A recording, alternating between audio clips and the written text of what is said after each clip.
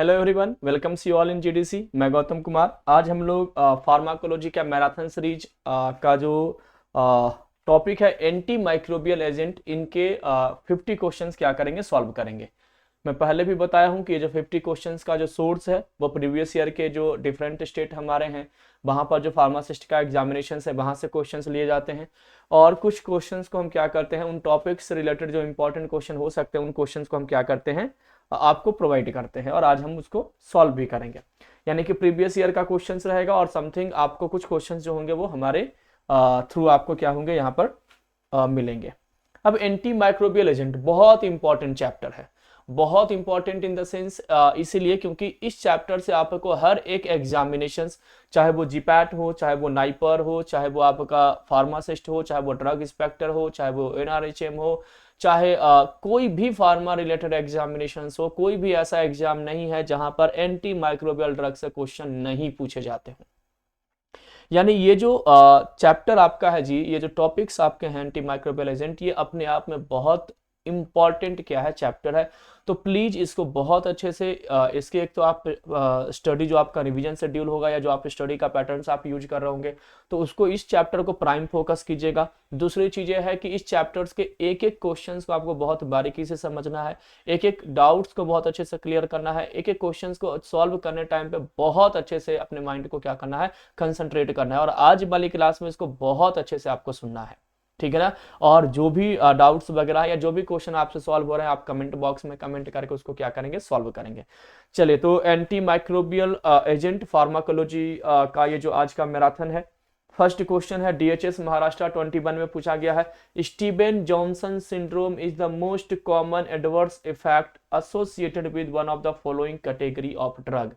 क्या कहा जा रहा है स्टूडेंट, तो सिंपल सा यहाँ पर एक क्वेश्चन है, Steven Johnson syndrome is the most common adverse effect associated with one of the following category of drug. बताइए कौन सा drug Steven Johnson syndrome adverse effect के रूप में कॉज करता है। Sulphonamide, penicillin, macrolide, tetracycline. Simple सा क्वेश्चन है, स्टीवन जॉनसन सिंड्रोम जो है मोस्ट कॉमन एडवर्स इफेक्ट है किस ड्रग के साथ देखने को मिलता है जी, सल्फोनामाइड, पेनिसिलिन, मैक्रोलाइड, टेट्रासाइक्लिन। तो यहाँ पर करेक्ट आंसर क्या होगा स्टूडेंट, तो करेक्ट आंसर यहाँ पर होगा, जल्दी से कमेंट कीजिए, थोड़ा सा माइंड यूज कीजिए, बहुत इंपॉर्टेंट चैप्टर है। और एडवर्स इफेक्ट से अगर क्वेश्चंस आते हैं तो मैक्सिमम चांस रहते हैं कि एंटी माइक्रोबियल, और एंटी माइक्रोबियल में भी एंटीबायोटिक से ही मैक्सिमम टाइम में क्वेश्चन पूछे जाते हैं स्टूडेंट। अगर आपका किसी भी कॉम्पिटेटिव एग्जामिनेशन में देखोगे एडवर्स इफेक्ट का जो क्वेश्चन होता है मैक्सिमम टाइम आपको कहां से पूछे जाते हैं, एंटी माइक्रोबियल से पूछे जाते हैं। तो Steven Johnson syndrome is the adverse effect of sulfonamide. किसका है जी, सल्फोनामाइड है। इसको मैंने आपको ट्रिक से याद भी करवाया होगा अगर आपने क्लास को या कोर्स को परचेस किया होगा कि सपोज डैट ये एक बाइक है ना, क्या है जी, एक बाइक है। और इस बाइक पे समझो ये आपका क्या है, एक बाइक है ना, बाइक टाइप का नहीं दिख रहा है क्या, चलो बाइक हो गया ये, है ना। ये आपका क्या है भाई, बाइक है, ये सीट हो गया उसका, है ना। ये आपका क्या है भाई, बाइक है, ठीक है ना, इसको बाइक समझना। ये आपका क्या है जी, तो ये आपका एक बाइक है, ठीक है। चलो, तो एक बाइक मैंने बना दिया, बाइक के ऊपर एक लड़के को हमने बैठा दिया। किसको बैठा दिया भाई, एक बॉयज को हमने बैठा दिया, ये बॉयज चला रहा है। और इसके पीछे हमने एक लड़की बैठा दिया, क्या बैठा दिया भाई, तो एक गर्ल्स भी बैठा दिया, है ना। तो ये एक गर्ल्स बैठ गई पीछे और एक क्या है भाई, आपके बॉयज हैं, ठीक है ना। इसी से सल्फोनामाइड का पूरी जो एडवर्स इफेक्ट है वो कंप्लीट हो जाएगा। मैंने याद भी करवाया था आपको, कैसे याद करवाया था कि एक लड़का था, एक बाइक था, तो बाइक से क्या हो जाता है जी, बाइक से हो जाता है बिलुरुबिन रिलेटेड डिसऑर्डर। क्या हो जाता है, बिलुरुबिन रिलेटेड डिसऑर्डर, यानी कि जॉन्डिस वगैरह होगा, ये पहला एडवर्स इफेक्ट है। सेकंड क्या है, एक लड़का बैठा है जिसका नाम है जॉन अब्राहम, जॉन अब्राहम से हो जाएगा स्टीवन जॉनसन सिंड्रोम, जॉन से ही हो जाएगा जॉनसन सिंड्रोम। एक लड़का जो है बैठा हुआ उसका नाम क्या है, जॉन अब्राहम, तो जॉन अब्राहम से क्या हो जाएगा, जॉनसन सिंड्रोम। उसके पीछे एक लड़की बैठी है जिसका नाम क्या है, रीना, क्या नाम है जी, रीना, रीना से हो जाएगा रीनल टॉक्सिसिटी, यानी एक किडनी को डैमेज करेंगे, रीनल टॉक्सिसिटी। याद हो रहा है, बाइक से बिलुरुबिन रिलेटेड डिसऑर्डर यानी कि जॉन्डिस होगा। एक लड़का बैठा है बाइक पे जिसका नाम क्या है भाई, जॉन, जॉन से हो जाएगा स्टीवन जॉनसन सिंड्रोम। उसके पीछे एक लड़की बैठी है जिसका नाम है रीना, रीनल सिंड्रोम या रीनल टॉक्सिसिटी, सॉरी, है ना। कहाँ जा रहे हैं दोनों, Himachal Pradesh, HP, haematopoietic adverse effect है इसका। हिमाचल प्रदेश भी कहाँ जा रहे हैं, तो लाला के दुकान पे, लाला से हो जाएगा लोयल सिंड्रोम, लाला की दुकान पे जा रहे हैं लोयल सिंड्रोम। और क्या लेने जा रहे हैं भाई, तो यूरिया, तो यूरिया से हो जाएगा क्रिस्टल यूरिया। ये सब के सब क्या हैं, एडवर्स इफेक्ट हैं। किसके एडवर्स इफेक्ट हैं, सल्फोनामाइड के। याद हो गया, हमने एक आपको इमेजिनरी ट्रिक्स दिया था, मैं जब कोर्स भी आपको करा रहा था उसमें भी मैंने आपको ट्रिक्स बताया था कि कैसे एडवर्स इफेक्ट आपको क्या करने हैं, याद रखने हैं, ठीक है ना, उसमें भी मैंने आपको ये बताया था। तो सिंपल था कि एक बाइक है बिलीरुबिन रिलेटेड डिसऑर्डर, उस पर एक लड़का नाम है जॉनसन सिंड्रोम, उसके पीछे एक लड़की है रीनल टॉक्सिसिटी, रीना नाम है, वो हिमाचल प्रदेश जा रहे हैं हिमेटोपोइटिक, लाला की दुकान जा रहे हैं लोयल सिंड्रोम, और यूरिया खरीदने जा रहे हैं क्रिस्टल यूरिया। यही सल्फोनामाइड का क्या है जी, एडवर्स इफेक्ट है। कंप्लीट हो गया। तो ऐसे छोटे छोटे निमोनिक्स जो हम लोगों ने क्लासिफिकेशन में या क्लासिफिकेशन के लिए या आपको क्लासेस में जो हम देते हैं अलग अलग ट्रिक्स को, उनको आपको क्या करना है, फॉलो करना है, क्वेश्चन इजिली क्या हो जाएंगे, सॉल्व हो जाएंगे। क्लियर। चले तो यहाँ पर वही है जी, सल्फा करके भी यहाँ पर आप इसको याद कर सकते हो, स्टीवन जॉनसन सिंड्रोम, यूरिन यानी कि large spectrum folic acid synthesis blocker, analogue of PABA, ये इनके इंपॉर्टेंट पॉइंट हैं, है ना। ये फॉलिक एसिड सिंथेसिस को क्या करेगा, इनहिबिट करेगा, dihydrofolate synthetase enzyme inhibitor drug है, मैकेनिज्म ऑफ एक्शंस वगैरह में आपने पढ़ा होगा। Come to the next question. थोड़ा सा ये क्वेश्चन लंबा चला गया, अब अपन थोड़ा सा फास्ट करते हैं। एमपीएससी 23 का क्वेश्चन है, which of the following statement is true regarding aminoglycoside antibiotics. Aminoglycoside antibiotics से रिलेटेड यहाँ पर 4 स्टेटमेंट है, उनमें से कोई एक स्टेटमेंट क्या है जी, ट्रू है, एक स्टेटमेंट उनमें से क्या है, सही है। उन स्टेटमेंट को यहाँ पर पूछा जा रहा है। तो aminoglycoside antibiotics are bacteriostatic in nature, first point है। Second, aminoglycoside antibiotics are more active in alkaline medium. Third है anaerobic bacteria are more sensitive to aminoglycoside antibiotics. And last one is aminoglycoside antibiotics interfere with the cell division of bacteria. बताइए 4 options हैं, antibiotics से related point आपका क्या है जी। तो aminoglycoside antibiotics और bacteriostatic in nature almost fail है, ये बैक्टीरियोस्टैटिक नहीं बैक्टीरिसाइडल होगा, डी भी नहीं होंगे आपका। अब बी और सी में आपको चूज करना है, बताइए क्या होगा करेक्ट आंसर। तो करेक्ट आंसर यहाँ पर होगा B, that is the aminoglycoside antibiotics are more active in alkaline medium. Alkaline medium में अमीनोग्लाइकोसाइड जो होते हैं वो ज्यादा एक्टिव होते हैं as compare to acidic medium. Clear. तो ये आपको पॉइंट याद रखना है कि aminoglycoside antibiotics are more active in alkaline medium. Alkaline medium में ये ड्रग क्या है, मोर एक्टिव है। तो सिंपली पॉइंट है all aminoglycoside are bactericidal, bactericidal in nature है, and more active at alkaline pH. Alkaline pH पर क्या है, ड्रग हाईली एक्टिव है। These are group of natural and semi synthetic antibiotics, ये natural और सेमी सिंथेटिक एंटीबायोटिक्स के group है।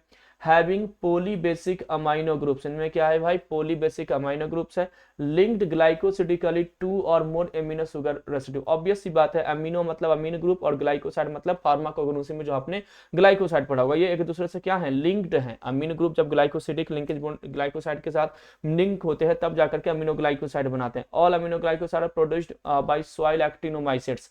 Soil में जो एक्टिनोमाइसिट्स फंजाई प्रेजेंट होते हैं उन्हीं से हम अमीनो ग्लाइकोसाइड को क्या करते हैं, ऑब्टेन करते हैं। Amino glycoside inhibit protein synthesis, ये सेल वॉल सिंथेसिस इनहिबिटर नहीं है, प्रोटीन सिंथेसिस इनहिबिटर ड्रग है, ठीक है ना। और मिस रीडिंग ऑफ एमआरएनए करवाते हैं, क्या करवाते हैं, प्रोटीन सिंथेसिस में भी मिस रीडिंग ऑफ एमआरएनए करवाते हैं with high affinity to a site. ये साइट पे ये जल्दी बाइंड करता है 60s ribosomal RNA of 30s ribosome पे। Anaerobic bacteria naturally resistant to the aminoglycoside. Anaerobic bacteria जो है अमीनोग्लाइकोसाइड के अगेंस्ट रेजिस्टेंस डेवलप कर रखा होता है नेचुरली, यानी अमीनोग्लाइकोसाइड एनारोबिक बैक्टीरिया को इफेक्ट नहीं करेगा। क्लियर हो गया। ये अमीनोग्लाइकोसाइड के कुछ पॉइंट है जो आपको क्या करना है स्टूडेंट, याद रखना है। Next question, which of the following is not an aminoglycoside antibiotics. इनमें से कह रहा है कौन सा अमीनोग्लाइकोसाइड एंटीबायोटिक नहीं है। तो अमीनोग्लाइकोसाइड के क्लासिफिकेशन से क्वेश्चन आ गया, केरला फार्मासिस्ट 2019 का पेपर है जी।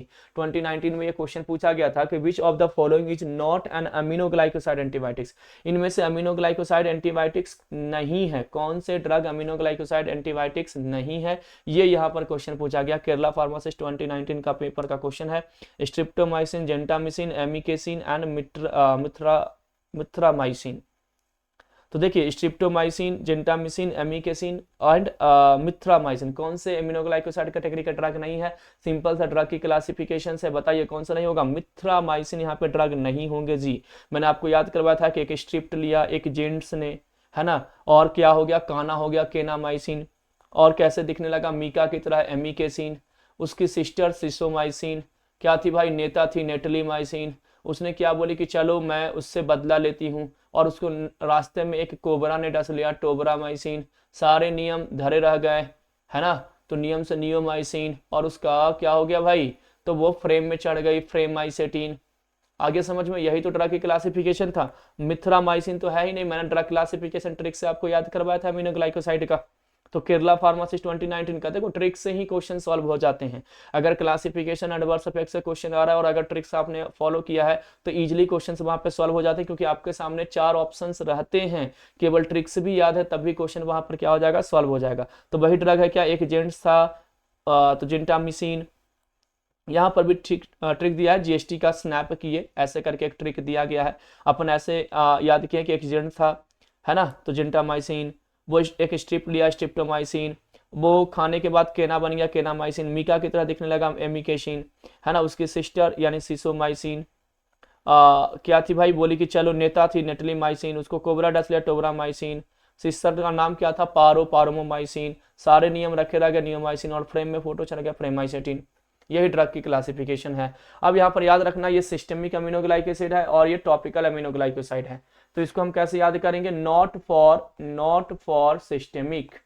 ट्रिक क्या है, नॉट फॉर सिस्टेमिक, यानी कौन से अमीनोग्लाइकोसाइड सिस्टेमिक यूज नहीं होते। इस साल के जीपेट का पेपर में था ये क्वेश्चन, यानी 23 जीपेट एग्जाम में ये क्वेश्चन पूछा गया था। नॉट फॉर सिस्टेमिक, नॉट से हो जाएगा नियोमाइसिन, फॉर से हो जाएगा फ्रेमाइसेटिन। ये 2 ड्रग सिस्टेमिकली यूज नहीं होते, बाकी सारे अमीनोग्लाइकोसाइड कैसे यूज होते हैं, सिस्टेमिक यूज होते हैं। अब क्या कर रहा है, mithramycin is also known as plicamycin is an anti-neoplastic antibiotics. Anti-neoplastic antibiotics है produced by Streptomyces plicatus. It is an RNA synthesis inhibitor. ये RNA synthesis inhibitor है. It was initially used to treat testicular neoplasm. Testicular neoplasm को ठीक करने के लिए basically इस drug को यूज किया गया था। क्लियर। चलिए नेक्स्ट क्वेश्चन पे आते हैं। Following pairs represent antibiotics and its source. क्या करा जी, following pairs represent antibiotics and its source. इनमें से बहुत सारे जो पेयर्स हैं एंटीबायोटिक्स और उनके सोर्स से रिलेटेड है। Identify the correct pair. अब इनमें से एक कोई सही होगा। ये AMCP 2022 का पेपर है, यानी 4 में से कोई सही है। Griseofulvin bacteria, polyenes fungi, colistin fungi, macrolide actinomycetes. बताइए कौन सा पेयर सही है। ग्राइसियोफ्लोबिन जो ड्रग आपका है बैक्टीरिया से आते हैं, पोलिन एंटीबायोटिक्स फंजाई का रहा है, कोलिस्टीन फंजाई का रहा है, मैक्रोलाइड एक्टिनोमाइसेट्स का रहा है। तो कौन सा पेयर करेक्ट है यहाँ पर ये पूछा जा रहा है, यानी कि किसका सोर्स सही है। क्या ग्राइसियोफ्लोबिन बैक्टीरिया का सोर्स है, क्या पोलिन्स फंजाई से ऑप्टेन करते हैं, क्या कोलिस्टीन हम फंजाई से ऑप्टेन करते हैं, या क्या मैक्रोलाइड हम एक्टिनोमाइसेट्स से ऑप्टेन करते हैं।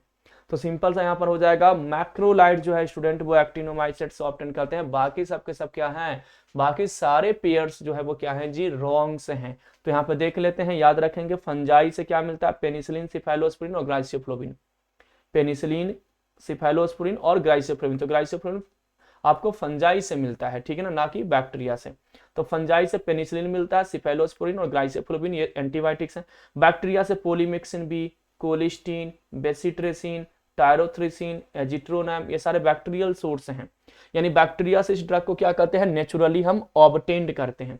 Actinomycetes, aminoglycoside, tetracycline, chloramphenicol, macrolide, polyenes, है ना। एक्टिनोमाइसेट्स में क्या है, तो अमीनोग्लाइकोसाइड, टेट्रासाइक्लिन, एक्टिनोमाइसेट्स से क्लोरामफेनिकोल, मैक्रोलाइड और पोलिन्स एंटीबायोटिक्स को क्या करते हैं, ऑब्टेन करते हैं। तो ये इंपॉर्टेंट है, एंटीबायोटिक्स आर ऑब्टेन्ड फ्रॉम, यानी एंटीबायोटिक्स एंड देयर सोर्स, ये बहुत इंपॉर्टेंट है। यहाँ से क्वेश्चंस बनते हैं स्टूडेंट, इनको आपको अच्छे से याद रखना है, इस डेटा को एटलीस्ट आपको याद रखना है। नेक्स्ट क्वेश्चन आते हैं, MCPE 2022 का क्वेश्चन है, the drug bacitracin fall under which category. Bacitracin किस कैटेगरी के अंडर में आएगा, सेडेटिव, ट्रैंक्विलाइजर, हाइप्नोटिक, एंटीबायोटिक्स, है ना। अब ये सिंपल सा क्वेश्चन है, बेसिट्रेसिन जो ड्रग है कहां पर आएगा। तो ऑब्वियस सी बात है, हम एंटी माइक्रोबियल ड्रग सॉल्व कर रहे हैं तो कहां पर आएगा जी, बताओ। हम एंटी माइक्रोबियल ड्रग अभी सॉल्व कर रहे हैं तो ये सेडेटिव हाइप्नोटिक्स में तो नहीं आएगा, ट्रैंक्विलाइजर यानी एंटी साइकोटिक ड्रग में तो नहीं आएगा, हैप्नोटिक यानी वही आपका नींद लाने वाला दवाई तो होगा नहीं, एंटी माइक्रोबियल होगा यानी कि एंटीबायोटिक्स होगा। बेसिट्रेसिन अगर एंटी माइक्रोबियल में हम पढ़ रहे हैं तो एंटीबायोटिक्स होगा। लेकिन सोचो ये यहाँ पर आपको टॉपिक्स पहले से मालूम है कि ये एंटी माइक्रोबियल का क्लास है, इसलिए आप यहाँ पर तुक्का मार दोगे कि एंटीबायोटिक्स है। लेकिन जहां पर पेपर आया वहां पर थोड़ी ना लिखा रहेगा कि ये एंटी माइक्रोबियल से हम क्वेश्चन पूछ रहे हैं, तो वहां पर आप कंफ्यूज हो सकते हो। तो यहाँ पर मैंने आपको सेलुलोज सिंथेसिस इनहिबिटर में मैंने आपको ट्रिक्स दिया था।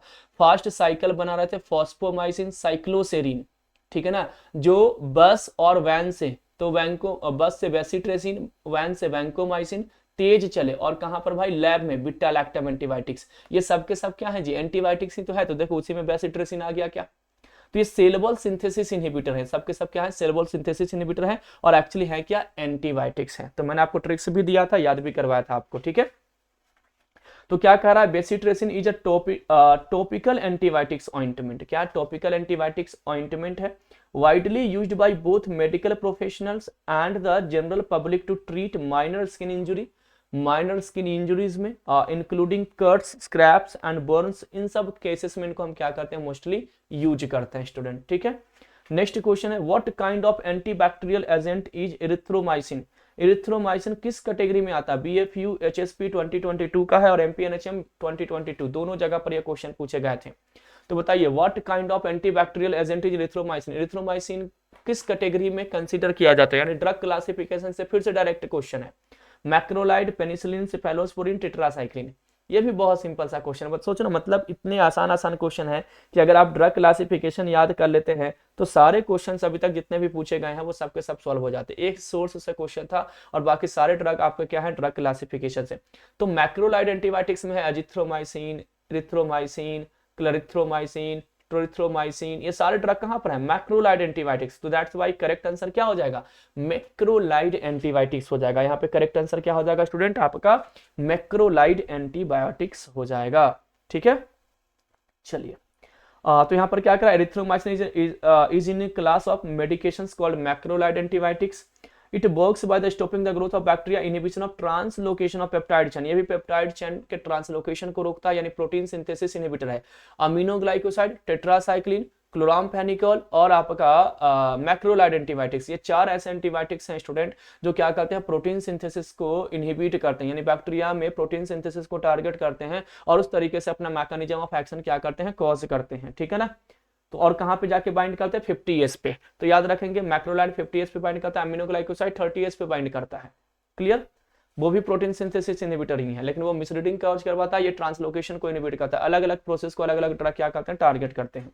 Which is the preferred penicillin for the treatment of syphilis. Syphilis के लिए, यानी syphilis disorder sexual transmitted disease है। सिफिलिस क्या है जी, तो syphilis actually sexual transmitted disease है। डीएसएसएसबी 2019 में यह क्वेश्चन पूछा गया था। तो सिफिलिस के ट्रीटमेंट के लिए कौन से पेनिसिलिन ड्रग हम क्या करते हैं, यूज करते हैं, penicillin we, ampicillin, benzathine penicillin ji and cloxacillin. तो कौन सा ड्रग हम यूज करेंगे स्टूडेंट किस केस में, तो पेनिसिलिन, कौन सा पेनिसिलिन को हम यूज करेंगे सिफिलिस के ट्रीटमेंट में। सिफिलिस एक सेक्सुअल ट्रांसमिटेड डिजीज है, उस डिजीज को ठीक करने में हम कौन से ड्रग को यूज करेंगे, तो सिंपल यहाँ पर याद रखना है बेंजाथिन पेनिसिलिन जी। बेंजाथिन जो पेनिसिलिन जी है ये बेसिकली सिफिलिस में यूज किया जाता है। और एक और पॉइंट याद रखना कि सिफिलिस के पेशेंट को अगर हम पेनिसिलिन ड्रग देते हैं तो एक रिएक्शन होता है, एडवर्स इफेक्ट आता है, जिसको हम बोलते हैं जेरिस हर्क्स हेमर रिएक्शन। ये इनका एडवर्स इफेक्ट है पेनिसिलिन का, लेकिन उन्हीं के साथ देखने को मिलेगा जो सिफिलिस के पेशेंट हैं। तो सिफिलिस के पेशेंट के साथ एक एडवर्स इफेक्ट आता है जेरिस हर्क्स हेमर रिएक्शन, ये भी पॉइंट आपको याद रखना है।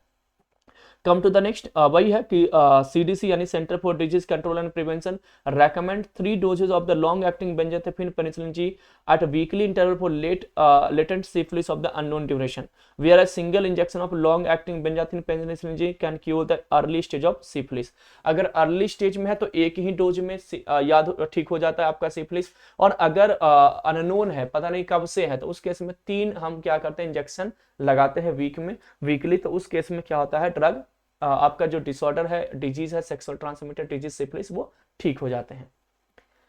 नेक्स्ट क्वेश्चन पे आते हैं, nalidixic acid is categorized as, nalidixic acid को हम कहां पे कैटेगराइज करते हैं? एमपीएनएचएम 2022 एचपीएसएसबी 2020 का पेपर है जी, ये एग्जाम में पूछा गया है।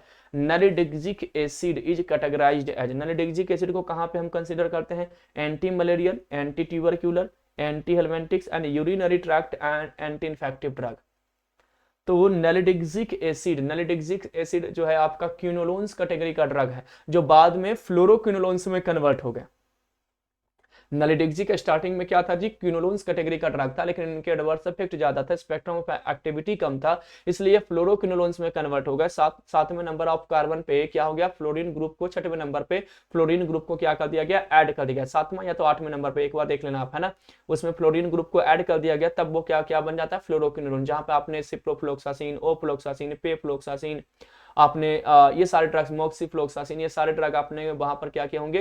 डिस्कस किए होंगे। तो नलिडिक्सिक एसिड एक्चुअली क्या है जी? Anti urinary tract infective agent है ना।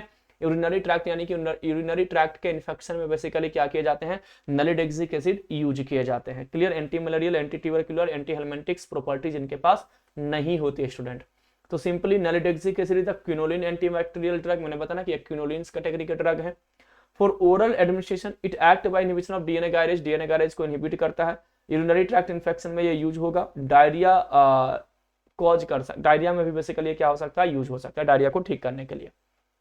चलिए नेक्स्ट ड्रग पे आते हैं, ये भी डीएसएसबी 2019 का क्वेश्चन है जी। Which is not bacteriostatic antibiotics, इनमें से कौन से बैक्टीरियोस्टैटिक एंटीबायोटिक्स नहीं है ना। बैक्टीरियोस्टैटिक का मतलब होता है those antibiotics which only inhibit the growth of bacteria, यानी वैसे एंटीबायोटिक्स जो बैक्टीरिया के केवल ग्रोथ को इनहिबिट करते हैं, उसे हम क्या कहते हैं? बैक्टीरियोस्टैटिक कहते हैं। यानी वैसे एंटीबायोटिक्स जो केवल बैक्टीरिया को के ग्रोथ को इनहिबिट करे, उसको कंप्लीट रूप से किल्ड नहीं करते हैं, उसको कंप्लीट रूप से मारते नहीं हैं, उसी को हम क्या कहते हैं जी? बैक्टीरियोस्टैटिक कहते हैं। और अगर वो कंप्लीट रूप से बैक्टीरिया को किल करते हैं, उसको मार देते हैं, तो उसे हम क्या कहते हैं? बैक्टीरिसाइडल ड्रग कहते हैं। क्या कहते हैं? बैक्टीरिसाइडल। तो बैक्टीरिसाइडल अलग है और बैक्टीरियोस्टैटिक अलग है। तो यहाँ पे पूछा जा रहा है कि कौन से ड्रग बैक्टीरियोस्टैटिक नहीं है? क्या पूछा जा रहा है स्टूडेंट कि कौन से ड्रग बैक्टीरियोस्टैटिक नहीं है? Chloramphenicol, ampicillin, tetracycline, sulphadiazine. तो इनमें से कौन से ड्रग आपका बैक्टीरियोस्टैटिक नहीं है? यानी कि बैक्टीरियोस्टैटिक नहीं है, यानी कि सबके सब बैक्टीरियोस्टैटिक है, केवल एक को छोड़ करके बैक्टीरियोस्टैटिक नहीं है। ठीक है, और वो आपका कौन सा है? आपका एम्पिसिलिन को छोड़ करके सबके सब क्या है जी? बैक्टीरियोस्टैटिक है। एम्पिसिलिन आपका बैक्टीरियोस्टैटिक नहीं है, बाकी क्लोरामफेनिकोल, टेट्रासाइक्लिन, सल्फाडायाजिन सबके सब क्या है जी? बैक्टीरियोस्टैटिक हैं। क्लियर? तो यहाँ पर ध्यान रखना, बैक्टीरिसाइडल में क्या है आपका? Aminoglycoside, स्ट्रेप्टोग्रामिन, penicillin. एम्पिसिलिन किसका है? पेनिसिलिन का। तो पेनिसिलिन कहाँ पे आता है? बैक्टीरिसाइडल पे। देखो बैक्टीरियोस्टैटिक इसके पास है टेट्रासाइक्लिन, क्लोरामफेनिकोल, मैक्रोलाइड, लिंकोसामाइड, लिनेजोलाइड, टीगेसाइक्लिन, ये सब क्या है? बैक्टीरियोस्टैटिक ड्रग है। किस कैटेगरी में? प्रोटीन सिंथेसिस इनहिबिटर में। इसके अलावा सल्फोनामाइड, ट्राइमिथोप्रीन, मिथेम्ब्यूटोल, नाइट्रोफेरोंटाइन, नोवोबायोसिन, ये सब बैक्टीरियोस्टैटिक हैं। बाकी जितने भी एंटीबायोटिक्स हैं, ये सब के सब जो आपको दिख रहा है, सबके सब क्या हैं? ये सबके सब बैक्टीरिसाइडल इन नेचर हैं। तो यहाँ पर आपका penicillin, cephalosporin, vancomycin, bacitracin, cycloserine, fosfomycin, polymyxin B, colistin, tyrothricin, amphotericin B, combination of two drug में भी बैक्टीरिसाइडल, जैसे कि कोट्रोमोक्साजोल, क्विनोलोन्स, मेट्रोनिडाजोल, ये सब क्या है? बैक्टीरिसाइडल है। उस साइड जो ड्रग आपको दिए गए हैं वो बैक्टीरियोस्टैटिक है। तो ये भी एग्जांपल्स आपको याद करके जाना, यहाँ से क्वेश्चंस बनते हैं कि which one of the bacteriostatic in nature और which one of the bactericidal in nature. इस टाइप के क्वेश्चंस भी आपके कॉम्पिटिटिव एग्जामिनेशन में देखने को मिलेंगे। नेक्स्ट है वैंकोमाइसिन इज अ, डीएसएसएसबी 2019 का क्वेश्चन है। Lincosamide antibiotics, aminoglycoside antibiotics, macrolide antibiotics and glycopeptide antibiotics. Vancomycin is a कौन सा ड्रग है? Vancomycin cell wall synthesis inhibitor drug है। ट्रांसग्लाइकोसिलेज एंजाइम को क्या करता है? इनहिबिट करता है। और किस कैटेगरी में है? ये यहाँ पर क्वेश्चन इंपॉर्टेंट क्या है कि किस कैटेगरीज में इसको रखा गया है। तो वैंकोमाइसिन इज अ कौन सा ड्रग है जी? लिंकोसामाइड, एमिनोग्लाइकोसाइड, मैक्रोलाइड, ग्लाइकोपेप्टाइड। कमेंट कीजिए, थोड़ा सा माइंड को यूज कीजिए, तब तो क्वेश्चन आपसे क्या होंगे? सॉल्व होंगे। तो एक्चुअली ये क्या है जी? ग्लाइकोपेप्टाइड एंटीबायोटिक्स है। वैंकोमाइसिन किस कैटेगरी में आते हैं? ग्लाइकोपेप्टाइड एंटीबायोटिक्स के अंडर में आएंगे। तो vancomycin it is bactericidal glycopeptide antibiotics, inhibit bacterial cell wall synthesis. मैंने बताया कि सेल वॉल सिंथेसिस को इनहिबिट करेगा। Inhibiting transglycosylase enzyme, transglycosylase enzyme को इनहिबिट करेगा। है ना। It is drug of choice for the MRSA यानी कि मेथिसिलिन रेजिस्टेंट स्टेफाइलोकोकस ऑरियस, यानी मेथिसिलिन के अगेंस्ट अगर स्टेफाइलोकोकस ऑरियस बैक्टीरिया ने रेजिस्टेंस डेवलप किया है उस केस में इस ड्रग को हम यूज करते हैं। तो it is drug of choice for MRSA methicillin resistant staphylococcus aureus. Rapid IV injection of vancomycin can cause red man syndrome. अगर आप आईवी इंजेक्शन इसको दोगे रैपिडली तो रेड मैन सिंड्रोम कॉज करेगा, रेड नेक सिंड्रोम कॉज करेगा, और चील्स, ototoxic. Ototoxic मतलब होता है आपका सुनाई कम देना। ऑटोटॉक्सिक का सिंपल मतलब क्या होता है, सुनाई कम देना, है ना। तो चिल्स, ऑटोटॉक्सिक और नेफ्रोटॉक्सिक। नेफ्रोटॉक्सिक मतलब किडनी डैमेज होना, नेफ्रॉन का डैमेज होना, दैट इज द नेफ्रोटॉक्सिक। सुनाई कम देना, that is the ototoxic. Chills मतलब ठंड लगना, कपकपी होना, ठीक ना। तो ये सब ये क्या करते हैं, कॉज करते हैं vancomycin. Next question, tetracyclines are, tetracycline किस नेचर के होते हैं? एचपीएसएससी 2022 का क्वेश्चन है जी कि टेट्रासाइक्लिन्स आर इन नेचर, किस नेचर के होते हैं? Acidic, basic, amphoteric, tart. Tetracycline का नेचर क्या है स्टूडेंट? एसिडिक है, बेसिक है, एम्फोटेरिक है या टार्ट नेचर का? किस नेचर का होता है ये आपको क्या करना है, यहाँ पर ध्यान रखना है। तो टेट्रासाइक्लिन बेसिकली क्या होते हैं आपके? एम्फोटेरिक इन नेचर होते हैं। याद रखेंगे टेट्रासाइक्लिन का जो नेचर होता है वो कैसा होता है? एम्फोटेरिक इन नेचर होते हैं। तो ये पॉइंट आपको याद रखना है कि टेट्रासाइक्लिन का नेचर क्या है? एम्फोटेरिक है। ये एचपीएसएससी 2022 में पूछा गया क्वेश्चन था, ठीक है ना। तो tetracyclines are amphoteric in nature, clear. तो tetracycline is a broad spectrum polyketide antibiotics produced by the Streptomyces genus of actinobacteria. Tetracycline are amphoteric compound, amphoteric compound है. It has a role as an antimicrobial microbial agent, an antibacterial drug, an antiprotozoal drug, a protein synthesis inhibition property. ठीक है, ये आपका tetracycline का point है। Next question है इसरो 21 का question है जी, which of the following is not a macrolide antibiotics? इनमें से कौन से मैक्रोलाइड एंटीबायोटिक्स नहीं है? ये क्वेश्चन पूछा गया है। नॉट अ मैक्रोलाइड, ये भी ड्रग की क्लासिफिकेशन है। मैक्रोलाइड की क्लासिफिकेशन अगर याद हो जाएगा तो आपको समझ में आ जाएगा कि इरिथ्रोमाइसिन है कि नहीं, स्पिरामाइसिन है कि नहीं, एजिथ्रोमाइसिन है कि नहीं, वैंकोमाइसिन है कि नहीं। और अभी जस्ट हमने सॉल्व किया है, अभी जस्ट हमने आपको सॉल्व करके दिया है ये क्वेश्चंस। अगर आप थोड़ा सा माइंड लगाओगे तो दो मिनट पहले अभी मैंने इसको सॉल्व किया था। क्या होगा करेक्ट आंसर? इनमें से मैक्रोलाइटिक एंटीबायोटिक्स कौन से ड्रग नहीं है? क्वेश्चंस ये पूछा गया है। तो वैंकोमाइसिन क्या है जी? ग्लाइकोपेप्टाइड एंटीबायोटिक्स है ना। अभी तो जस्ट हम लोगों ने सॉल्व किया कि वैंकोमाइसिन क्या है?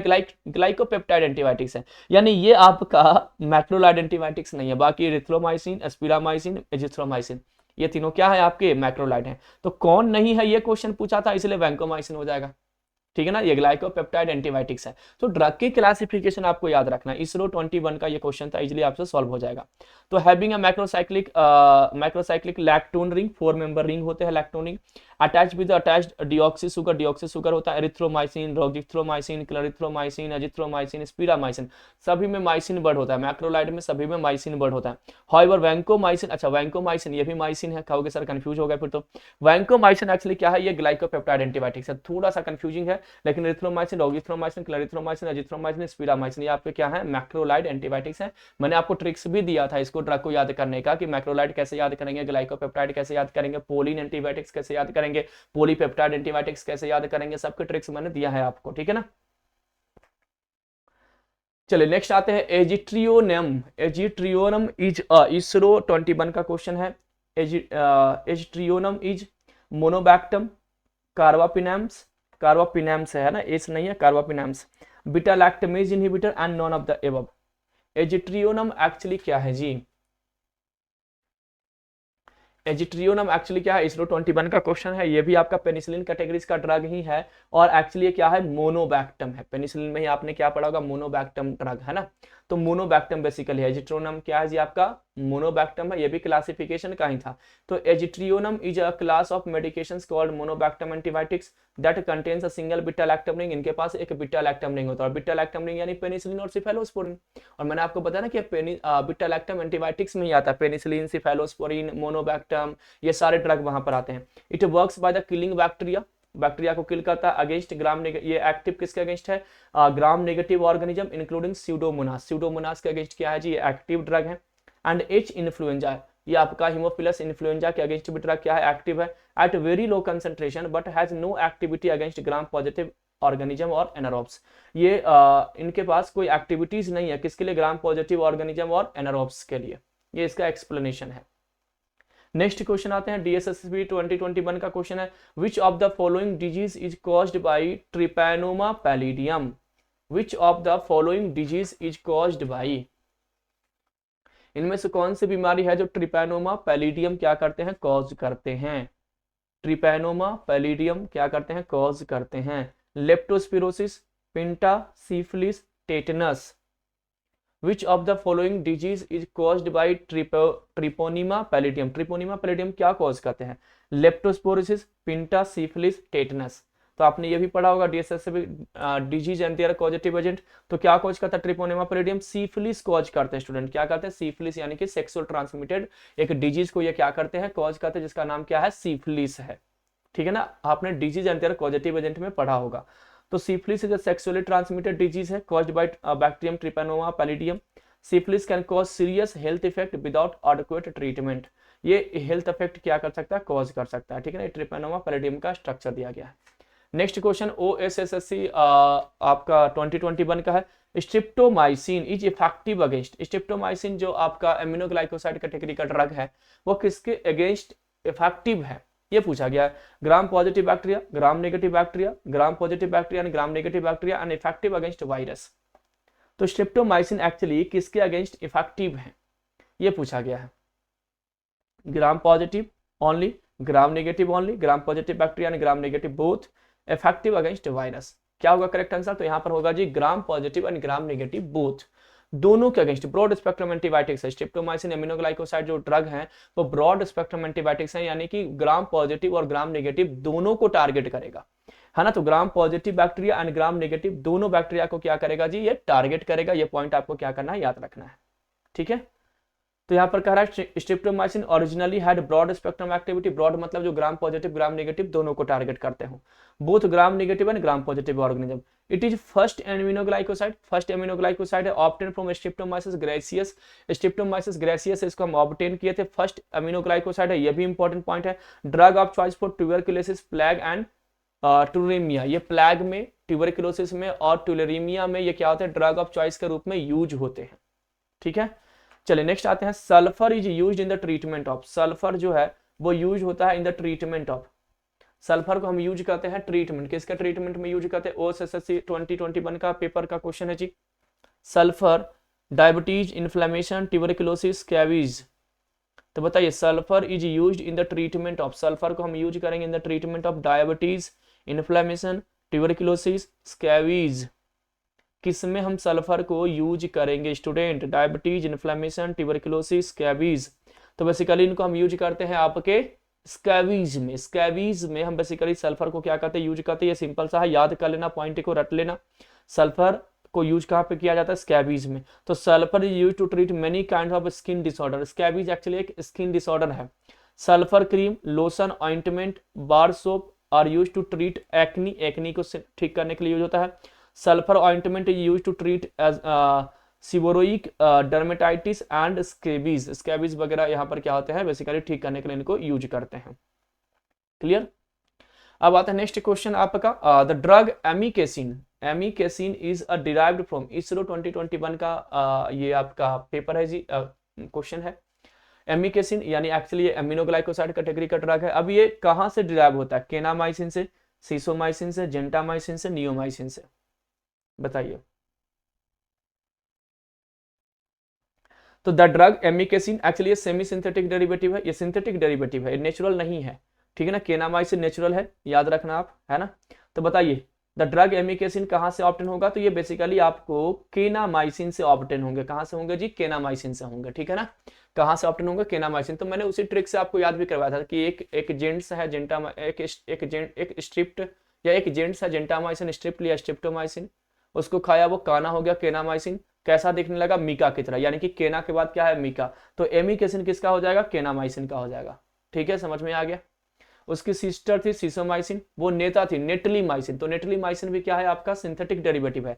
एक आपका एमिकेसिन और एक आपका नेटलीमाइसिन, दो ड्रग इस कैटेगरी में है स्टूडेंट। किस कैटेगरी में भाई? अमीनोग्लाइकोसाइड कैटेगरी में, जो एक्चुअली क्या है? सिंथेटिक डेरिवेटिव्स हैं, बाकी सभी के सभी नेचुरल हैं। तो नेट्रिलिमाइसिन किसका है? सीसोमाइसिन का। सीसोमाइसिन का डेरिवेटिव्स आपका क्या है? नेट्रिलिमाइसिन। केनामाइसिन का डेरिवेटिव आपका क्या है? एमिकेसिन। बस 2 ड्रग यहाँ पर हैं जो सिंथेटिक है, बाकी सबके सब क्या है? नेचुरल सोर्स हैं। यानी इनको कब सबको हम क्या कहते हैं? माइक्रोमोनोस्पोरा से या तो ऑब्टेन करते हैं या तो स्ट्रेप्टोमाइसिस से इनको क्या करते हैं? ऑब्टेन करते हैं। एमिनोग्लाइकोसाइड कैटेगरीज के जितने भी ड्रग हैं उनकी मैं बात कर रहा हूँ, ठीक है। तो क्या कह रहा है कि amikacin is a semi synthetic derivative of kanamycin, it has widest antibacterial spectrum among aminoglycoside because it is resistant to aminoglycoside inactivating enzyme। aminoglycoside inactivating enzyme से ये क्या है? रेजिस्टेंट है। अब आते हैं नेक्स्ट क्वेश्चन, केरला पीएससी 21 का पेपर है जी। Cotrimoxazole contains sulphamethoxazole and trimethoprim in the ratio of. अच्छा, ये भी क्वेश्चन बहुत इंपॉर्टेंट और बहुत बार पूछा जा चुका है। कोट्रीमोक्साजोल में सल्फ मेथोक्साजोल होते हैं और ट्राइमिथोप्रिम होता है, तो इनका रेशियो क्या होता है? 5:1, 1:5, 5:5 एंड 1:10। कोट्रीमोक्साजोल कॉम्बिनेशन को मतलब क्या होता है? कॉम्बिनेशन ट्राई मतलब ट्राइमिथोप्रिम और मोक्साजोल मतलब सल्फ मेथोक्साजोल। तो क्या कॉम्बिनेशन है इन दोनों का, है ना? तो ये कॉम्बिनेशन क्या है? 5:1, 1:5 क्या कॉम्बिनेशन है?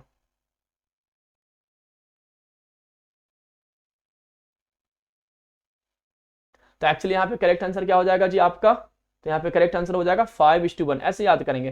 ट्राई मतलब ट्राइमिथोप्रिम कितना होता है? 1, और मोक्साजोल यानी कि सल्फोनामाइड कितना होता है? 5। तो 1:5 का रेशियो होता है। यहाँ पर दिया गया 5:1, उल्टा दिया क्योंकि पहले सल्फ मेथोक्साजोल है, बाद में ट्राइमिथोप्रिम है, इसलिए हम कॉम्बिनेशन ड्रग को ऐसे याद करते हैं ना, ट्राई मतलब ट्राइमिथोप्रिम और मोक्साजोल मतलब सल्फ मेथोक्साजोल। तो 1:5 याद रखना, ये है आपका स्टार्टिंग का डोज। जब ये बॉडी में जाता है, हमारी बॉडी में जब हम ड्रग जाता है तो ये 1:20 का रेशियो हो जाता है, ये भी याद रखना है आप, ठीक है ना। ये डोज जब हम प्रिपेयर कर रहे हैं, जब हम इसको खा रहे हैं, तब आपका ट्राइमिथोप्रिम कितना है? 1 है, और आपका सल्फ मेथोक्साजोल कितना है? 5 है। लेकिन जब ये हमारी बॉडी में जाता है तो ट्राइमिथोप्रिम कितना रह जाता है? 1 ही रह जाता है। सल्फ मेथोक्साजोल कितना हो जाता है? 20 हो जाता है, 1:20 हो जाता है। हमारी बॉडी में रेशियो 1:20 है, और हमारी बॉडी के बाहर ये क्या है? 1:5 है।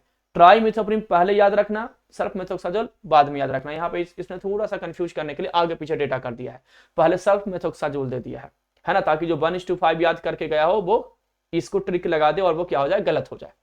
क्योंकि आपको याद रखना कि पहले ट्राई है तब ये 1 है, मोक्साजोल यानी सल्फ मेथोक्साजोल उसका क्या है? 5 है, ठीक है। कर लोगे क्वेश्चन सॉल्व? चलिए, तो यहाँ पर वही कह रहा है कि sulphamethoxazole was selected for the combining with the trimethoprim because both have nearly the same T half, दोनों का सेम टी हाफ है, इसलिए कॉम्बिनेशन में यूज होते हैं। The dose ratio obtain in the combination of sulphamethoxazole with the trimethoprim 5:1, भाई आपका sulph मेथोक्साजोल 5 और ट्राइमिथोप्रिम 1 का रेशियो यूज होता है। Since trimethoprim is a more lipid soluble, trimethoprim ज्यादा सॉल्युबल है, enters many tissues, has larger volume of distribution than sulf-methoxazole and attains lower plasma concentration. The optimal peak plasma concentration of the combination in the ratio is 1:20। मैंने क्या बताया कि 1:5 से अब 1:20 हो गया। अब देखो यहाँ पर 1 क्या है? ट्राइमिथोप्रिम, 20 क्या है? सल्फ मेथोक्साजोल। यहाँ पर पहले किसका दिया है? सल्फ मेथोक्साजोल का। तो इसलिए हमेशा यहाँ पर ऐसे याद करना 1:5 है, यानी कि ट्राइमिथोप्रिम 1 और सल्फ मेथोक्साजोल 5। बॉडी में जाने के बाद ट्राइमिथोप्रिम 1 का 1 ही रहता है, सल्फ मेथोक्साजोल कितना हो जाता है? 20। ये क्यों हो जाता है? क्योंकि ट्राइमिथोप्रिम हाईली लिपिड सॉल्युबल है, इसलिए वो ड्रग क्या होता है? वॉल्यूम ऑफ डिस्ट्रीब्यूशन ज्यादा हो जाते हैं।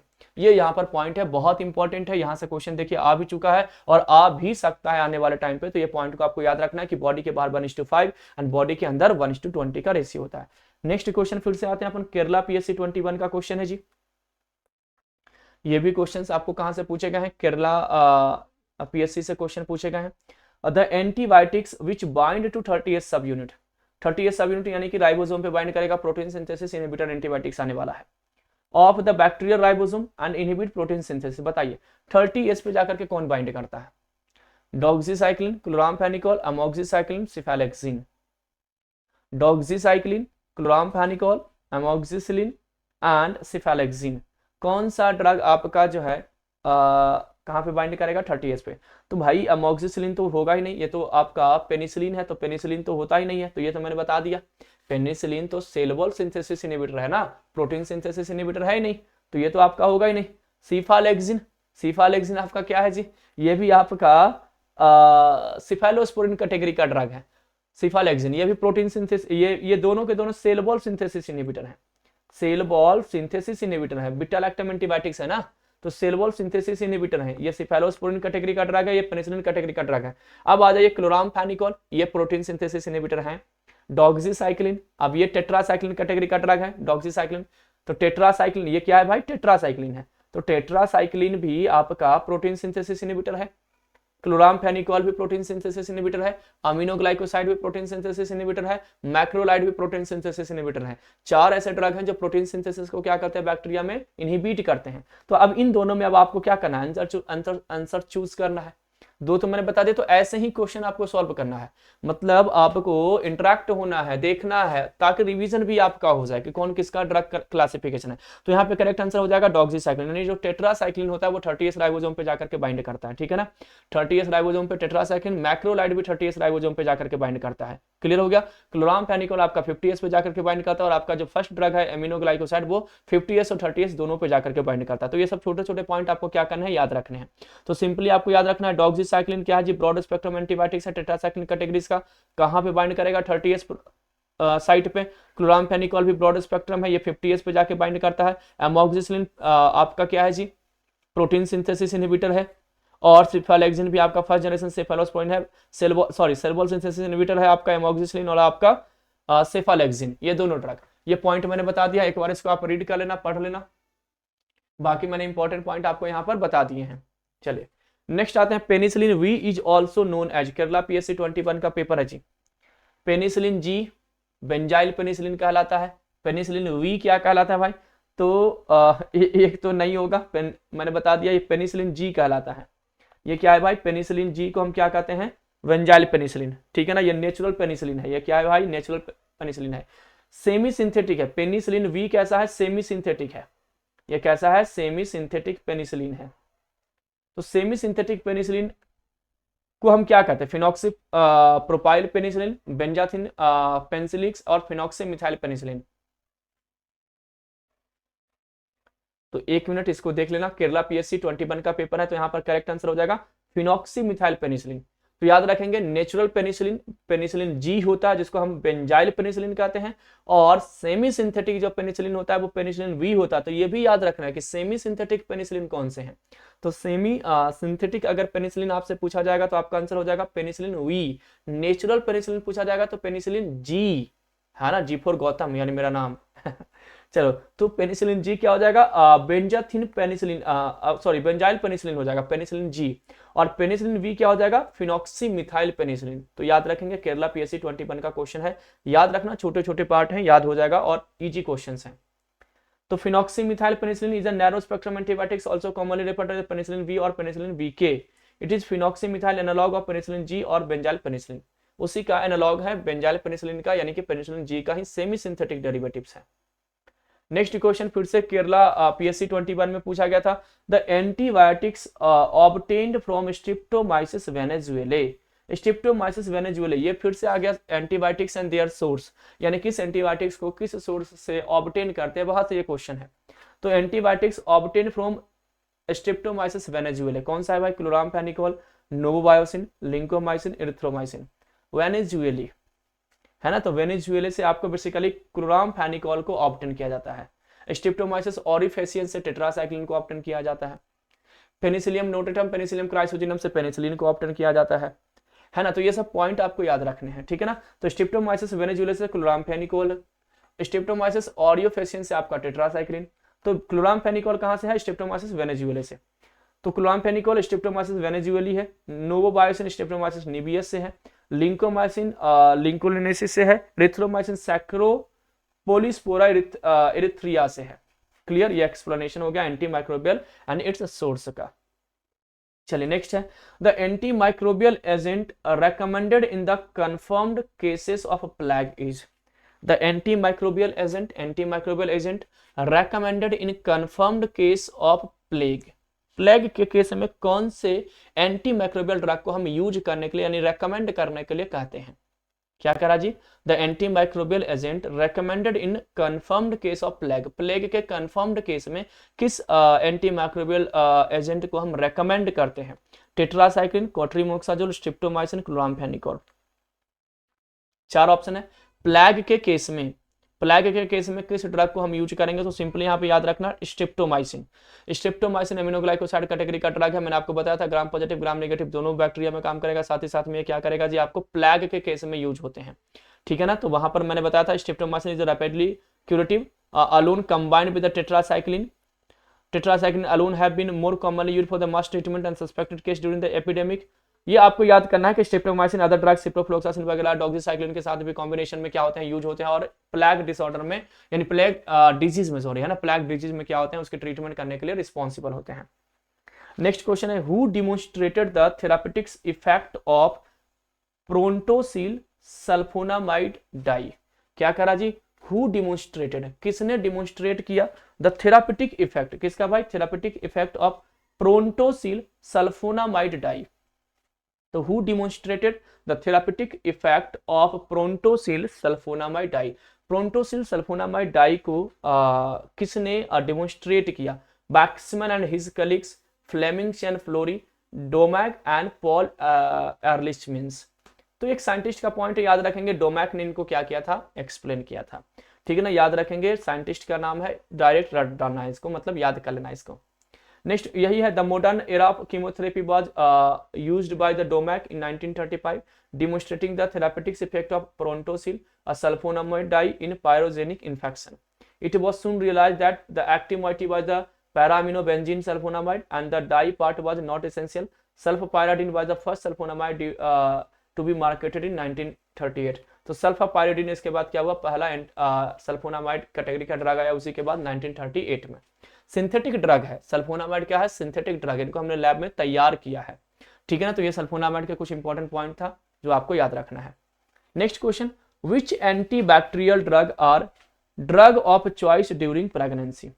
कौन से एंटीबैक्टीरियल ड्रग है जो प्रेगनेंसी के दौरान यूज होते हैं, क्योंकि सारे एंटीबैक्टीरियल ड्रग यूज नहीं होते स्टूडेंट, उसके पीछे का एक लॉजिक है जो मैं आपको समझाता हूं। क्योंकि अगर एंटीबायोटिक्स आप यूज करते हो तो मोस्टली जो एंटीबायोटिक्स हैं वो टेराटोजेनिक इफेक्ट कॉज करते हैं। क्या कॉज करते हैं, टेराटोजेनिक इफेक्ट। टेराटोजेनिक इफेक्ट क्या होता है स्टूडेंट, कि अगर कोई प्रेग्नेंट वीमेंस ने खाई तो प्लासेंटा को क्रॉस करते हुए वो ड्रग कहाँ पे चला जाएगा, फीटस में, और फीटस के लिम्ब के ग्रोथ को यानी उनके ऑर्गन्स को, हो सकता है कोई हाथ छोटा हो, कोई हाथ बड़ा हो, कोई पैर छोटा हो, या पूरी बॉडी बड़ी हो, पैर इतना छोटा छोटा पैर हो गया, हाथ बिल्कुल छोटे छोटे हो गए, फिंगर्स बिल्कुल ये हो गए, मतलब उनका ऑर्गन्स का डेवलपमेंट प्रॉपर नहीं होगा, बेबीज का ग्रोथ रिटार्ड हो जाएगा, उनका ग्रोथ ही बंद हो जाएगा, उसी को हम टेराटोजेनिक इफेक्ट कहते हैं। तो that's why her antibiotics pregnancy में यूज नहीं करना चाहिए। प्रेगनेंसी में तो मोस्ट ऑफ द ड्रग जो होता है वो कॉन्ट्राइंडिकेटेड होता है, यानी कि प्रेगनेंसी के टाइम में बहुत सारे दवाइयों को नहीं खाना होता है, मतलब बहुत सारे ड्रग ऐसे होते हैं बिल्कुल प्रोहिबिटेड होते हैं, बिल्कुल प्रतिबंधित होते हैं। तो इनमें से क्या करा कि कौन सा ऐसा ड्रग है जिनको हम प्रेगनेंसी के केस में यूज कर सकते हैं। यहां पर क्वेश्चन क्या है कि which antibacterial drug are drug of choice during pregnancy.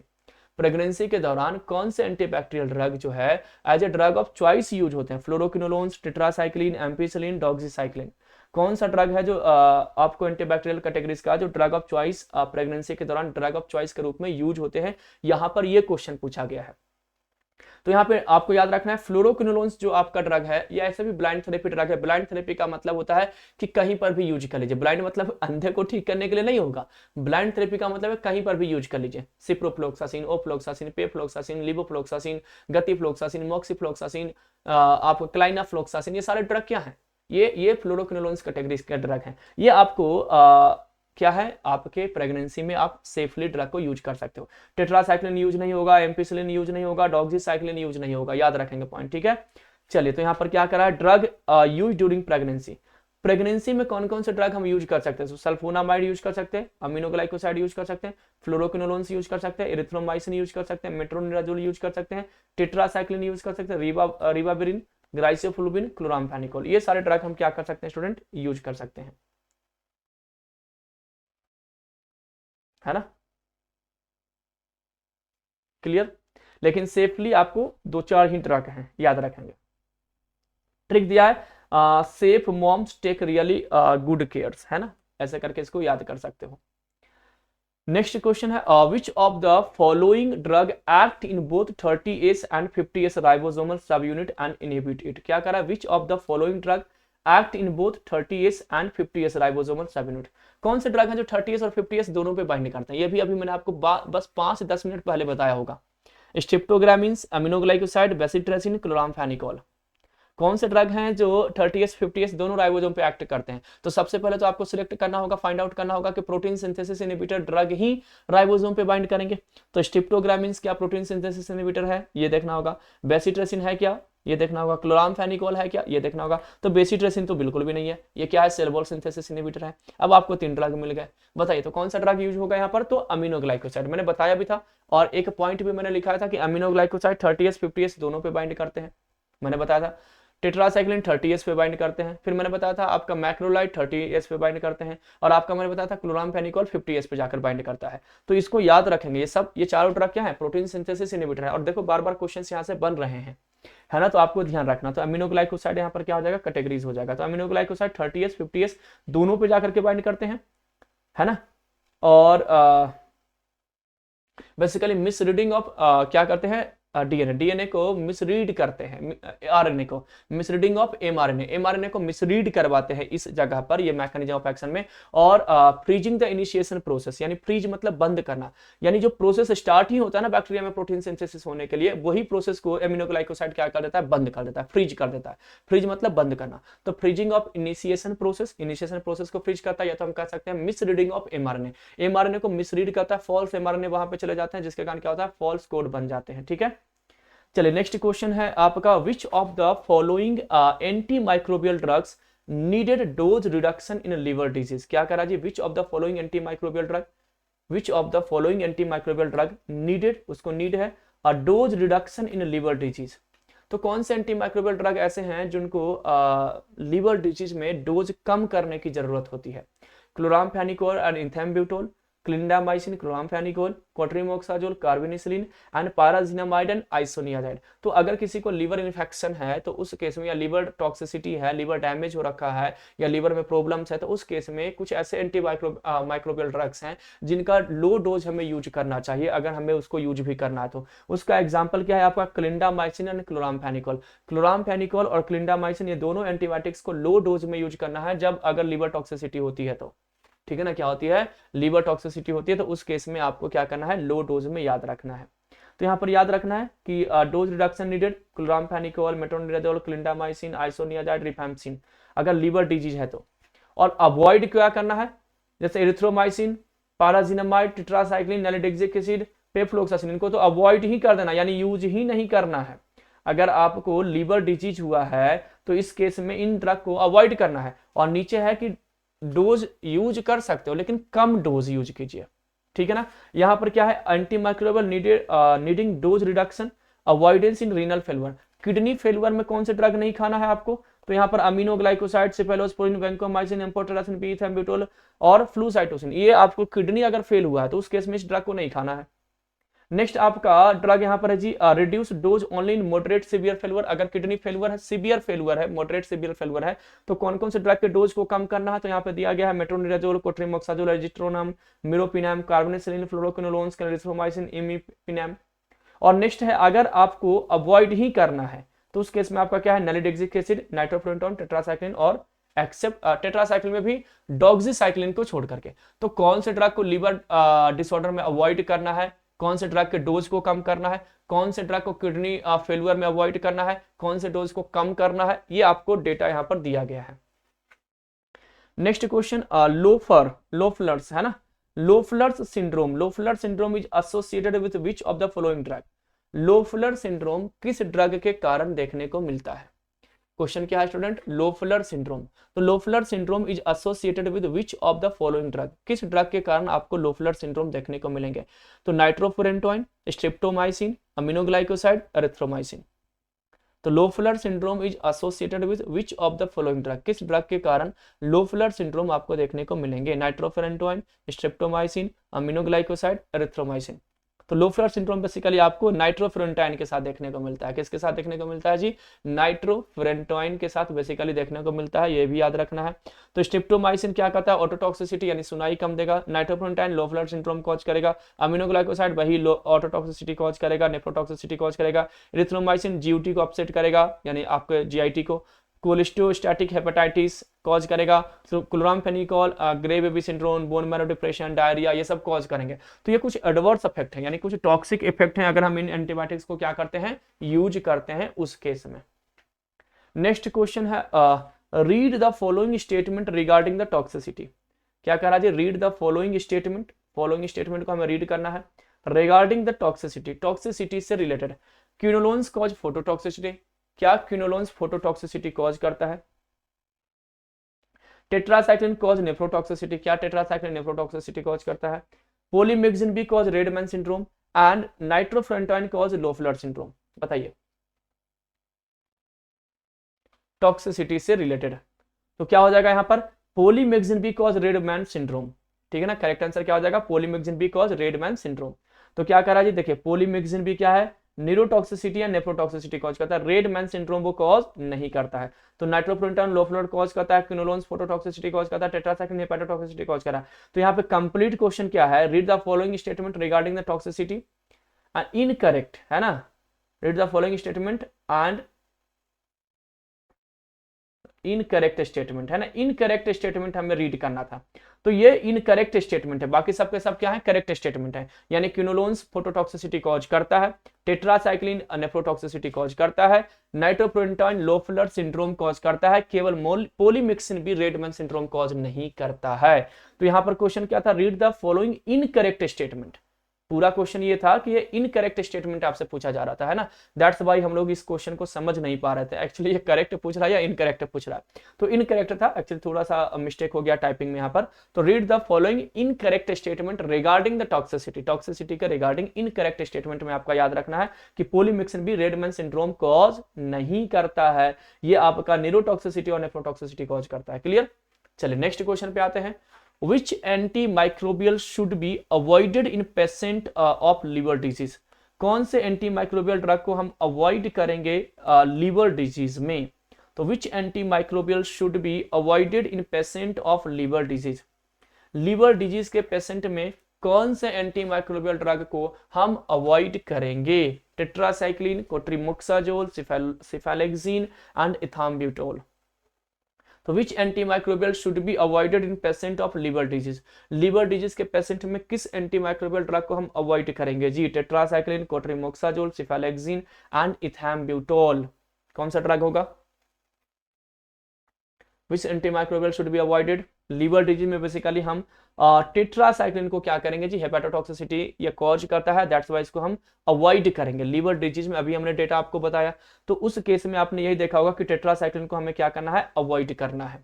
Tetracycline को हमें बेसिकली क्या करना है स्टूडेंट, अवॉइड करना है, किस केस में, लीवर डिजीज में।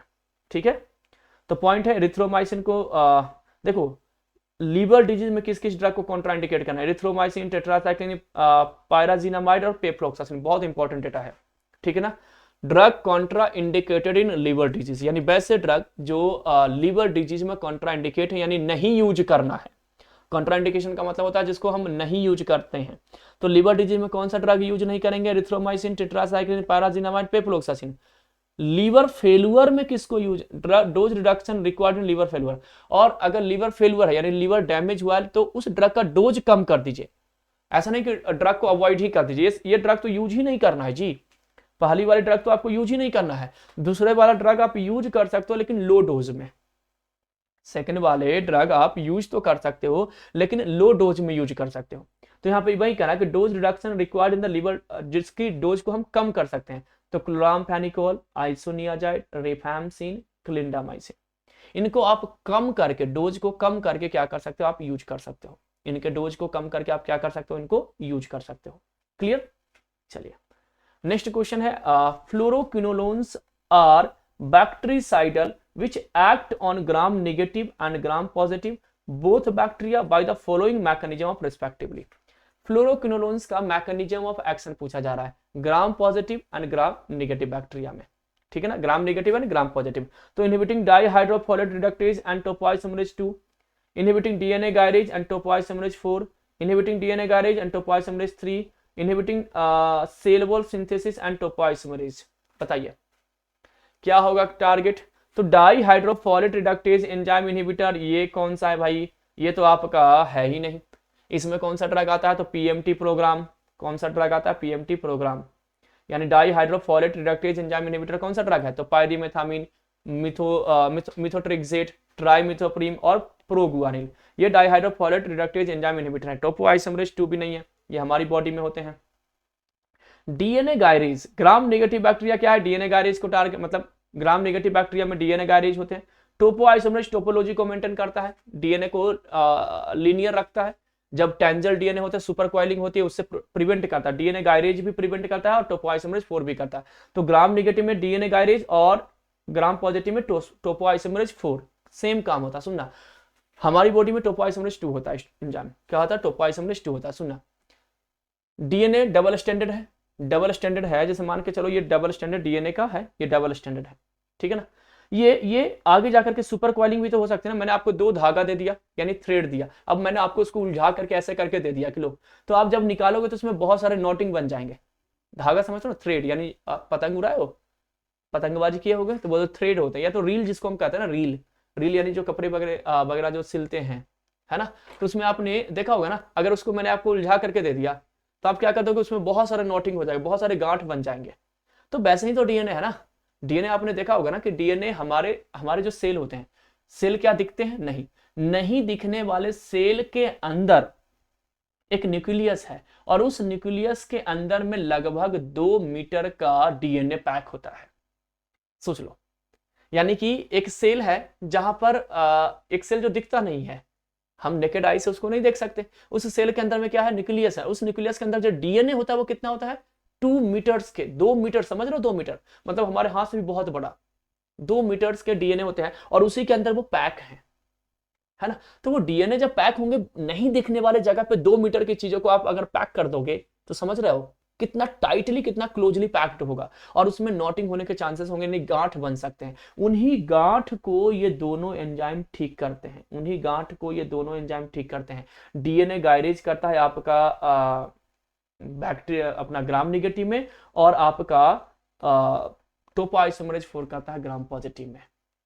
और वही को हम फ्लोरोक्विनोलोन्स कैटेगरी का जो ड्रग होता है आपका, वो फ्लोक्सासिन, पेफ्लोक्सासिन, सिप्रोफ्लोक्सासिन, ये सारे ड्रग, ये उसी को जाकर के क्या करता है स्टूडेंट, इनहिबिट करता है। उसी को जाकर के क्या करता है, इनहिबिट करता है, ताकि डीएनए में जो गांठ बन रहा है ये उसी गांठ को ठीक करता है।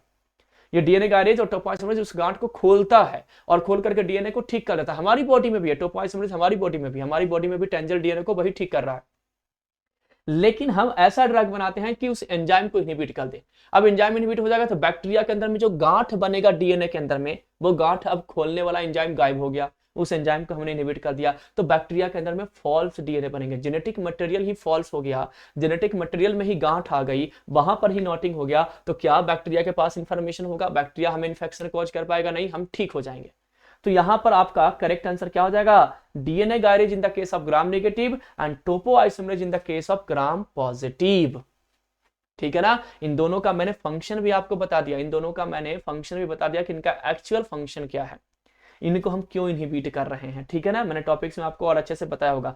तो फ्लोरोक्विनोलोन्स आर बैक्टीरिसाइडल, बैक्टीरिसाइडल है, बैक्टीरिया को इनहिबिट करता है। They inhibit the bacterial enzyme DNA gyrase and topoisomerase 4 which are required for the DNA replication transcription. ये डीएनए रेप्लिकेशन ट्रांसक्रिप्शन में भी रिक्वायर्ड है, टोपोलॉजी को भी मेंटेन करते हैं, यानी कि साइज शेप को भी मेंटेन करते हैं। तो fluoroquinolones inhibit DNA gyrase in the gram negative bacteria, topoisomerase in the gram positive bacteria. Inhibition of nicking formation, negating supercoil and resealing strand of DNA. मैंने क्या बताया, निकिंग रीसीलिंग, यानी कि पहले कट लगाइए और उसके बाद रीसील कीजिए, यानी निगेटिव सुपर कॉइलिंग करता है, यानी सुपर कॉइलिंग हो गया है, गांठ बन गई है उसमें बहुत ज्यादा, नॉटिंग हो गया है, बहुत उलझ गया है डीएनए, तो उसको ठीक करता है, उसी को कहते हैं नेगेटिव सुपर कॉइलिंग। वैसे ही ग्राम पॉजिटिव बैक्टीरिया में क्या करता है, डीएनए सेपरेट करता है, 2 स्ट्रैंड को अलग करता है ताकि वो उसमें गांठ ना बन जाए, और इन दोनों को हम क्या करते हैं, इनहिबिट करते हैं। कौन से ड्रग के थ्रू, फ्लोरोक्विनोलोन्स। तो आप सोचिए ना जी, जिस साइंटिस्ट ने इसके ऊपर रिसर्च किया होगा, जिस साइंटिस्ट ने इस पे दिमाग लगाया होगा कि बैक्टीरिया को कैसे मारना है, तो उसने उस जगह पे जाकर के बैक्टीरिया को टारगेट किया जहां पर उस एंजाइम को टारगेट किया, जो एंजाइम बैक्टीरिया के डीएनए को लीनियर करता है, या डीएनए को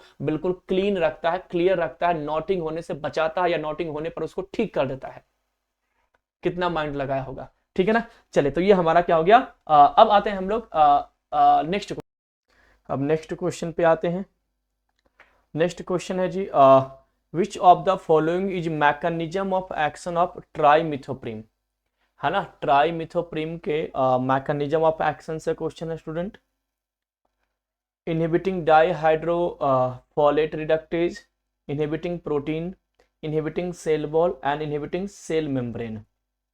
तो बताइए, ये भी क्वेश्चन अभी हम लोगों ने सॉल्व किया था, इसके बारे में मैंने अभी आपको लगभग 15-20 मिनट पहले ही बताया हूँ। डाईहाइड्रोफोलेट रिडक्टेज ये एंजाइम क्या है जी? इस एंजाइम को मैंने बताया कि पीएमटी प्रोग्राम, यानी यही आपका ट्रिक है, यानी पायरीमेथामिन, मिथोट्रिक्सिड, ट्राइमिथोप्रिम और प्रोगुआनिल, ये 4 ड्रग ऐसे हैं जो क्या करते हैं, डाईहाइड्रोफोलेट रिडक्टेज एंजाइम को इनहिबिट करते हैं। डाईहाइड्रोफोलेट सिंथेटेज एक एंजाइम होता है, इसको कौन इनहिबिट करता है, सल्फोनामाइड। कौन करता है जी, सल्फोनामाइड। तो ट्राइमिथोप्रिम जो है ये डाईहाइड्रोफोलेट रिडक्टेज एंजाइम को इनहिबिट करेगा। डाईहाइड्रोफोलेट सिंथेटेज अगर यहां पर होता है स्टूडेंट, तो आपका करेक्ट आंसर क्या हो जाता है, सल्फोनामाइड। ठीक है, याद रखोगे। तो देखिए करेक्ट आंसर आपका क्या है, डाईहाइड्रोफोलेट रिडक्टेज एंजाइम इनहिबिटर में आपका ट्राइमिथोप्रिम। तो क्या करा, trimethoprim exert antimicrobial activity by blocking the reduction of dihydrofolate to tetrahydrofolate, the active form of the folic acid by the susceptible organisms के थ्रू। तो क्या करा है, पावा है, फॉलिक एसिड सिंथेटेज है, सल्फोनामाइड इसको इनहिबिट करता है फॉलिक एसिड सिंथेटेज को, और डाईहाइड्रोफोलेट रिडक्टेज को ट्राइमिथोप्रिम क्या करते हैं, इनहिबिट करते हैं। ये आपको सिंपल सा क्वेश्चंस है। नेक्स्ट क्वेश्चन पे आते हैं। Drug withdrawn in India is, इनमें से कौन से ऐसे ड्रग हैं जो इंडिया में विड्रॉ कर लिए गए हैं, यानी इंडिया में यूज नहीं होते हैं, बैन कर दिया गया है। लिवोफ्लोक्सासिन, गेटिफ्लोक्सासिन, मोक्सिफ्लोक्सासिन, ओफ्लोक्सासिन। किस ड्रग को इंडिया में बैन कर दिया गया है, विड्रॉ कर दिया गया है? तो drugs withdrawn in India, levofloxacin, gatifloxacin, moxifloxacin, ofloxacin. तो यहाँ पर याद रखना है स्टूडेंट, जो आपका गेटिफ्लोक्सासिन ड्रग है वो क्या होते हैं, विड्रॉ कर लिए गए हैं। आप मार्केट में देखोगे तो लिवोफ्लोक्सासिन मिलेगा, ओफ्लोक्सासिन मिलेगा। मोक्सिफ्लोक्सासिन तो बेसिकली टीबी के लिए यूज होता है। क्या चीज के लिए होता है जी, टीबी डिसऑर्डर में ये बेसिकली इसको हम यूज करते हैं, मोक्सिफ्लोक्सासिन को। ठीक है ना। तो गेटिफ्लोक्सासिन जो है वो मार्केट में आपको अवेलेबल नहीं होंगे इंडियन मार्केट में, क्योंकि इसको क्या कर लिया गया है, विड्रॉन कर दिया गया है। तो ministry of health and family welfare ने क्या डिसीजन लिया है, in 2011 union health and family welfare ministry of India ban the manufactured sale and distribution of gatifloxacin because of its adverse side effect. Gatifloxacin is the 3rd generation fluoroquinolones, 3rd generation का drug था। Gatifloxacin can cause QT prolongation and hyperglycaemia. एक तो ये blood glucose level बढ़ाता है, साथ ही साथ में क्यूटी को प्रोलॉन्ग करता है, यानी टॉर्सेड डी पॉइंट कॉज करेगा। कार्डियक टॉक्सिसिटी में आपने पढ़ा होगा torsades de pointes, due to which it is withdrawn many countries, बहुत सारे कंट्री से विड्रॉ कर दिए गए थे पहले। Gatifloxacin is currently available in US, Canada only as a ophthalmic solution, not oral, not IV. ये इंट्रावेनस और आईबी रूट से नहीं दिए जाते हैं। ये अभी अमेरिका में आपको जो है ये ड्रग अभी भी अवेलेबल है, कनाडा में भी यूज होते हैं, लेकिन ऑप्थेल्मिक सॉल्यूशन के फॉर्म में। किसके फॉर्म में स्टूडेंट, ऑप्थेल्मिक सॉल्यूशन के फॉर्म में। चलिए नेक्स्ट है, all of the following are therapeutics uses of penicillin G. क्या करा जी, all of the following are therapeutics uses of penicillin G. Penicillin G का थेरापेटिक्स यूजेस इनमें से कौन कौन से हैं, एक्सेप्ट देन। तो पेनिसिलिन जी आपका क्या है, नेचुरल पेनिसिलिन है स्टूडेंट। कैसा ड्रग है, नेचुरल पेनिसिलिन है, बेंजाइल पेनिसिलिन भी इसे हम कहते हैं। एक्सेप्ट देन यानी कि सबके सब थेरापेटिक यूजेस है पेनिसिलिन जी के, कोई एक को छोड़ करके। तो बैक्टीरियल मेनिंजाइटिस, रिकेटिशियल इन्फेक्शन, सिफिलिस और एंथ्रेक्स। कौन से इन 4 में से किस में पेनिसिलिन जी को हम यूज नहीं करते हैं, बैक्टीरियल मेनिंजाइटिस, रिकेटिशियल इन्फेक्शन, सिफिलिस और एंथ्रेक्स। किस में यूज नहीं करते स्टूडेंट, तो सिंपली आपको याद रखना है रिकेटिशियल जो आपका जो इन्फेक्शन है इसमें हम पेनिसिलिन को यूज नहीं करते हैं, बाकी हर जगह पेनिसिलिन को हम क्या करते हैं, यूज करते हैं। तो रिकेटिशियल इन्फेक्शंस में इनको हम यूज नहीं करेंगे। तो आपको याद रखना है पेनिसिलिन जी का यूज क्या है, बैसिलस एंथ्रैक्स में है, लेप्टोस्पाइरा में है, रैट वाइट फीवर में, actinomyces, streptomycin, treponema pallidum, syphilis, tetanus में, मेनिंजोकोकस मेनिंजाइटिस में, पर्टूनी पास्चुरेला म्यूटोसिडा में और गैस गैंग्रीन में। इन सब में इनको हम क्या करते हैं, यूज करते हैं, बाकी किसी जगह पर इनको यूज हम नहीं करते हैं। ठीक है, चलिए नेक्स्ट क्वेश्चन आता है, aminoglycosides recommended for topical use और eye skin include the following except. क्या करा, aminoglycoside recommended for topical use यानी आईज में, स्किन में भी, किसी एक को छोड़ करके। तो अमीनोग्लाइकोसाइड के कौन से ड्रग है जिनको टॉपिकली यूज किया जाता है आईज और स्किन में? Neomycin, gentamicin, framycetin, paromomycin. तो किस ड्रग को छोड़ करके टॉपिकली यूज किया जाता है अमीनोग्लाइकोसाइड को? तो एक्सेप्शन पूछा गया है, दैट्स वाई यहाँ पर आंसर आपका क्या हो जाएगा जी, आपका पारोमोमाइसिन। पारोमोमाइसिन को हम क्या करते हैं जी, टॉपिकली यूज नहीं करते हैं। बाकी नियोमाइसिन, फ्लेमाइसिन बहुत अच्छे से यूज होता है। बाकी गेटिफ्लोग, अपना जेंटामाइसिन भी वहां पर हम यूज कर सकते हैं। पारोमोमाइसिन को हम आईज या स्किन में आप टॉपिकली इसको प्रीफर नहीं कर सकते। तो पारोमोमाइसिन ओरल फॉर्मुलेशन है, use for the treatment of intestinal amoebiasis, intestinal amoebiasis के लिए यूज होता है, एंड जीआरडीएसिस, एंड पेरेंट्रली फॉर विसरल लिस्मनियोसिस। लिस्मनिया के केस में पेरेंट्रली यूज करेंगे, अमीबियासिस और जीआरडीएसिस के केस में इसको हम क्या करेंगे, इंटेस्टाइनल यूज करेंगे। Gentamicin eye drops are used in the prevention and treatment of bacterial conjunctivitis. क्या करा जी, जेंटामिसिन आई ड्रॉप, जेंटामिसिन का आई ड्रॉप है, are used in the prevention and treatment of bacterial conjunctivitis. Bacterial conjunctivitis में इसको use करते हैं। Neomycin is used topically in the skin infection, burn, ulcer and wound, eye and ear infection. क्या करा जी, neomycin is used topically in skin infection, skin infection में, burn में, ulcer में, वुंड में, आईज में एंड ईयर इन्फेक्शन में। Framycetin is too toxic for systemic administration and is used topically on skin, eye, ear in the same manner as neomycin। ठीक है, ये आपका क्या हो गया, एक्सप्लेनेशन हो गया। नेक्स्ट क्वेश्चन पे आते हैं, erythromycin has a prokinetic action and help in GI peristaltic movement. क्या कह रहा है student, erythromycin has a prokinetic action. Erythromycin के पास प्रोकाइनेटिक एक्शन है, help in GI peristaltic movement, यानी पेरिस्टाल्टिक मूवमेंट को इंक्रीज करेगा। कैसे करेगा, तो alteration of bacterial gut flora, stimulate motilin receptor, stimulate serotonin receptor and inhibit dopamine receptor. आपकी बॉडीज में पेरिस्टाल्टिक मूवमेंट को एरिथ्रोमाइसिन जो है कैसे इंक्रीज करेगा, कैसे इनहेंस करेगा, उसका यह मैकेनिज्म पूछा जा रहा है। Alteration of bacterial gut flora, stimulate motilin receptor, stimulate serotonin receptor, inhibit dopamine receptor. तो करेक्ट आंसर आपका हो जाएगा stimulate motilin receptor. Obvious motilin ही मोटिलिटी को क्या करेगा, इनहेंस करेगा। क्लियर, तो स्टिमुलेट मोटिलिन रिसेप्टर यहाँ पर क्या हो जाएगा स्टूडेंट, करेक्ट आंसर हो जाएगा। तो erythromycin actually anti microbial drug है, एंटीबायोटिक्स ड्रग है, मैक्रोलाइड एंटीबायोटिक्स के अंडर में आते हैं। Stimulate motilin receptor in the GIT, GIT में मोटिलिन रिसेप्टर को एक्टिवेट करता है, thereby induce gastric contraction, जिसके कारण क्या होगा, जीआईटी में कॉन्ट्रैक्शंस होंगे। हेसन गैस्ट्रिक एम्प्टी, आपका जो जीआईटी है वो जल्दी से जल्दी खाली होगा, यानी जो भी फूड वगैरह अवेलेबल है वो फास्टली क्या हो जाएंगे, खाली हो जाएंगे। आपका जीआईटी एरिया बिल्कुल खाली हो जाएगा, यानी एम्प्टी हो जाएगा। एंड प्रमोट इंटेस्टाइनल मोटिलिटी, और इंटेस्टाइनल मोटिलिटी को इंक्रीज करेगा without significant effect on colonic motility, बगैर कोलोनिक मोटिलिटीज के, यानी डायरिया वगैरह ये कॉज नहीं करेंगे। ठीक है, next question, clindamycin act by inhibiting. जो क्लिंडामाइसिन ड्रग है ये एक्ट होता है कैसे जी, बाय इनहिबिटिंग। क्वेश्चन पूछा जा रहा है, clindamycin act by inhibiting cell wall synthesis, protein synthesis, cell membrane synthesis and glucose utilisation. Clindamycin जो ड्रग है स्टूडेंट, इनका मैकेनिज्म ऑफ एक्शन क्या है, ये पूछा जा रहा है यहाँ पे क्वेश्चन। किनके मैकेनिज्म ऑफ एक्शन क्या होते हैं, किन कौन से ड्रग के, क्लिंडामाइसिन। तो याद रखना है क्लिंडामाइसिन में बेसिकली ये क्या है जी, आपके प्रोटीन सिंथेसिस में आते हैं। किस में आते हैं, प्रोटीन सिंथेसिस के अंडर में आते हैं। ठीक है, cell wall synthesis, cell membrane synthesis को टारगेट नहीं करेंगे, ग्लूकोज यूटिलाइजेशन तो बिल्कुल भी नहीं करेंगे। प्रोटीन सिंथेसिस में आपको क्या आ जाएंगे, क्लिंडामाइसिन आ जाएंगे। तो देखिए, it inhibit protein synthesis by binding on 50S ribosome, 50S ribosome पे जाकर के बाइंड करेगा।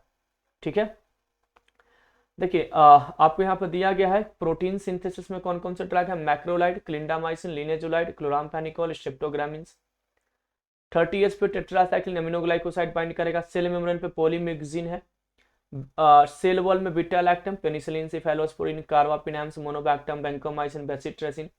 फोलेट में आपका सल्फोनामाइड, ट्राइमिथोप्रिम, न्यूक्लिक एसिड में DNA gyrase, quinolones, RNA polymerase, rifampicin. ये ड्रग के एक्शंस हैं जी, ड्रग के मैकेनिज्म ऑफ एक्शन है कि प्रोटीन सिंथेसिस को कौन टारगेट करता है, सेल वॉल सिंथेसिस को कौन टारगेट करता है, न्यूक्लिक एसिड सिंथेसिस को कौन टारगेट करता है, आरएनए पॉलीमरेज को कौन टारगेट करता है, फॉलिक एसिड सिंथेसिस को कौन टारगेट करता है, सेल मेम्ब्रेन को टारगेट कौन करता है, 30S राइबोसोम को कौन टारगेट करता है, 50S राइबोसोम को टारगेट कौन करता है। लगभग सारे ड्रग का यहाँ पर mechanism of action in short में दिया गया है स्टूडेंट।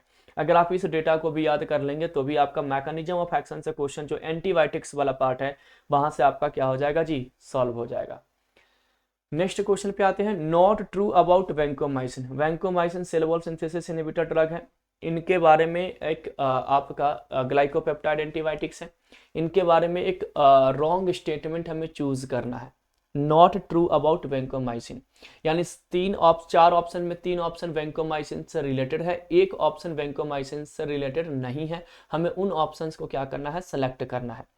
तो 95% oral bio availability, inhibit cell wall synthesis, can be used parenterally as well as orally and indicated for MRSA infection। तो 4 ऑप्शन है, इन चारों में से कौन से ऐसे ऑप्शन है जो वैंकोमाइसिन पे सूट नहीं करते हैं, जो वैंकोमाइसिन के लिए नहीं है। Not true about vancomycin, 95% oral bio availability, inhibit cell wall synthesis, can be used parenterally as well as orally, indicated for MRSA infection. तो यहाँ पर आपका करेक्ट आंसर हो जाएगा कि 90% ओरल बायो अवेलेबिलिटी, ये क्या है जी, ट्रू नहीं है वैंकोमाइसिन से रिलेटेड। बाकी ये सेल वॉल सिंथेसिस इनहिबिटर हैं, इनको हम पेरेंटरली और ओरली दोनों यूज कर सकते हैं। MRSA इन्फेक्शन में इसको हम क्या करते हैं, यूज कर सकते हैं, ठीक है ना। बस इनकी बायो अवेलेबिलिटी जो है वो आपको क्या है जी, vancomycin is not absorbed orally, orally इसको एब्जॉर्प्शन ही नहीं है, तो दैट्स वाई इनकी बायो अवेलेबिलिटी क्या रहेगी, 0 रहेगी। और यहाँ पे क्या कर रहा है, 95% कर रहा है, 0% बायो अवेलेबिलिटी होता है, यानी कि इनको हम ओरली एब्जॉर्ब ये नहीं होते हैं, ठीक है। तो कहोगे सर ये फिर दिए क्यों जाते हैं पेरेंटरली और ओरली, क्योंकि अगर आपके जीआईटी में इन्फेक्शन वगैरह होता है तो उस केस में बगैर एब्जॉर्प्शन के उस एरिया में क्या कर सकता है, ये एक्शन प्रोड्यूस कर सकता है, इसलिए इसको ओरली भी हम दे सकते हैं, ठीक है ना। तो it can be given orally for the pseudo membranes colitis, मैंने क्या बताया, कोलोन वाले रीजन में अगर इन्फ्लामेशन हुआ है उस लिए हम इस ड्रग को ओरली दे सकते हैं, बगैर एब्जॉर्प्शन के ही कोलोन में ड्रग जाकर के अपना एक्शन प्रोड्यूस कर देगा। It is widely distributed and mostly excreted through the kidney, ये किडनी के थ्रू क्या होगा, ड्रग एक्सक्रीट होगा। नेक्स्ट क्वेश्चन पे आते हैं जी, bacteria become erythromycin resistant. Bacteria क्या होता है, एरिथ्रोमाइसिन ड्रग के अगेंस्ट रेजिस्टेंस डेवलप कर लेता है by the following mechanism except, किसी एक को छोड़ करके। रेजिस्टेंस का मतलब ये होता है कि आप एरिथ्रोमाइसिन ड्रग खाओगे लेकिन वो बैक्टीरिया नहीं मरेगा, क्योंकि बैक्टीरिया ने उस ड्रग के अगेंस्ट क्या डेवलप कर लिया, रेजिस्टेंस फैक्टर डेवलप कर लिया, दैट्स वाई वो बैक्टीरिया अब इनहिबिट नहीं होगा, वो बैक्टीरिया अब नहीं मरेगा। तो bacteria become erythromycin resistant by the following membrane mechanism, that is the exception, यहाँ पर एक्सेप्शन है। Becoming less permeable to erythromycin, क्या है जी, बिकमिंग लेस परमिएबल होगा एरिथ्रोमाइसिन से, ये आपको एक्सेप्शन में याद रखना है। Elaborating the erythromycin esterase enzyme, third है elaborating a protection protein which block the erythromycin binding site, and last one is altering the ribosomal binding site through a methylase enzyme. इनमें से 4 ऐसे ऑप्शन है जिनमें से कोई एक ऐसा ऑप्शन है जो बेसिकली बैक्टीरिया फॉलो नहीं करता है रेजिस्टेंस डेवलप करने के लिए, किसके अगेंस्ट, एरिथ्रोमाइसिन ड्रग के लिए। तो यहाँ पर आपका ऑप्शन नंबर जो थर्ड है यानी सी जो है, यानी elaborating the protection protein which block the erythromycin binding site, ये गलत है, ये फॉलो नहीं करता, ये लेस परमिएबल बनाता है, एलोबरेट करता है एरिथ्रोमाइसिन एस्टरेज एंजाइम को, अल्टर करता है राइबोसोमल बाइंडिंग साइट को, लेकिन ये प्रोटेक्शन प्रोटीन ऐसा कोई नहीं बनाता। बैक्टीरिया ऐसा कोई प्रोटीन का फॉर्मेशन नहीं करता है जो एरिथ्रोमाइसिन ड्रग से उसको प्रोटेक्ट कर सके, नहीं, ये चेंजेस लाता है। तो यहाँ पर एक्सेप्शन पूछा जा रहा था कि कौन से मैकेनिज्म को फॉलो नहीं करता, तो एक्चुअली इस मैकेनिज्म को यानी ऑप्शन सी को फॉलो नहीं करता है रेजिस्टेंस डेवलप करने के लिए कोई भी बैक्टीरिया एरिथ्रोमाइसिन ड्रग के अगेंस्ट। तो यहाँ पर वही है, resistance to macrolide is acquired through plasmid, the mechanism of expression of resistance में भी प्लाज्मिड जो एक्स्ट्रा क्रोमोसोमल मटेरियल होता है बैक्टीरियल बॉडी में, आपने स्ट्रक्चर में पढ़ा होगा कभी ना कभी, तो वो प्लाज्मिड ही क्या करते हैं, रेजिस्टेंस डेवलप करते हैं, लो परमेबिलिटी कॉज करके रेजिस्टेंस डेवलप करेंगे, production of inactivating enzyme develop करेंगे, low affinity of ribosomal to macrolide, यानी राइबोसोम पे बाइंड ही नहीं होने देंगे। ये सब मैकेनिज्म्स ये कॉज कर सकते हैं, लेकिन कोई प्रोटेक्शन प्रोटीन ये कॉज नहीं करता। तो इन सब मैकेनिज्म्स के थ्रू जो आपका बैक्टीरिया है वो एरिथ्रोमाइसिन ड्रग के अगेंस्ट क्या डेवलप कर लेता है स्टूडेंट, रेजिस्टेंस डेवलप कर लेता है। Come to the next, compared to erythromycin azithromycin has, erythromycin के कंपैरेटिवली एजिथ्रोमाइसिन के पास एक्स्ट्रा प्रॉपर्टी क्या है, तो वही कह रहा है कंपेयर्ड टू एरिथ्रोमाइसिन, एरिथ्रोमाइसिन के कंपैरेटिवली एजिथ्रोमाइसिन हैज, एजिथ्रोमाइसिन के पास क्या है जी, extended antimicrobial spectrum, better gastric tolerance, longer duration of action, all of the above. तो कंपेयर्ड टू एरिथ्रोमाइसिन, एरिथ्रोमाइसिन के कंपैरेटिवली एजिथ्रोमाइसिन हैज, एजिथ्रोमाइसिन के पास क्या है, extended antimicrobial spectrum, better gastric tolerance, longer duration of action and all of the above.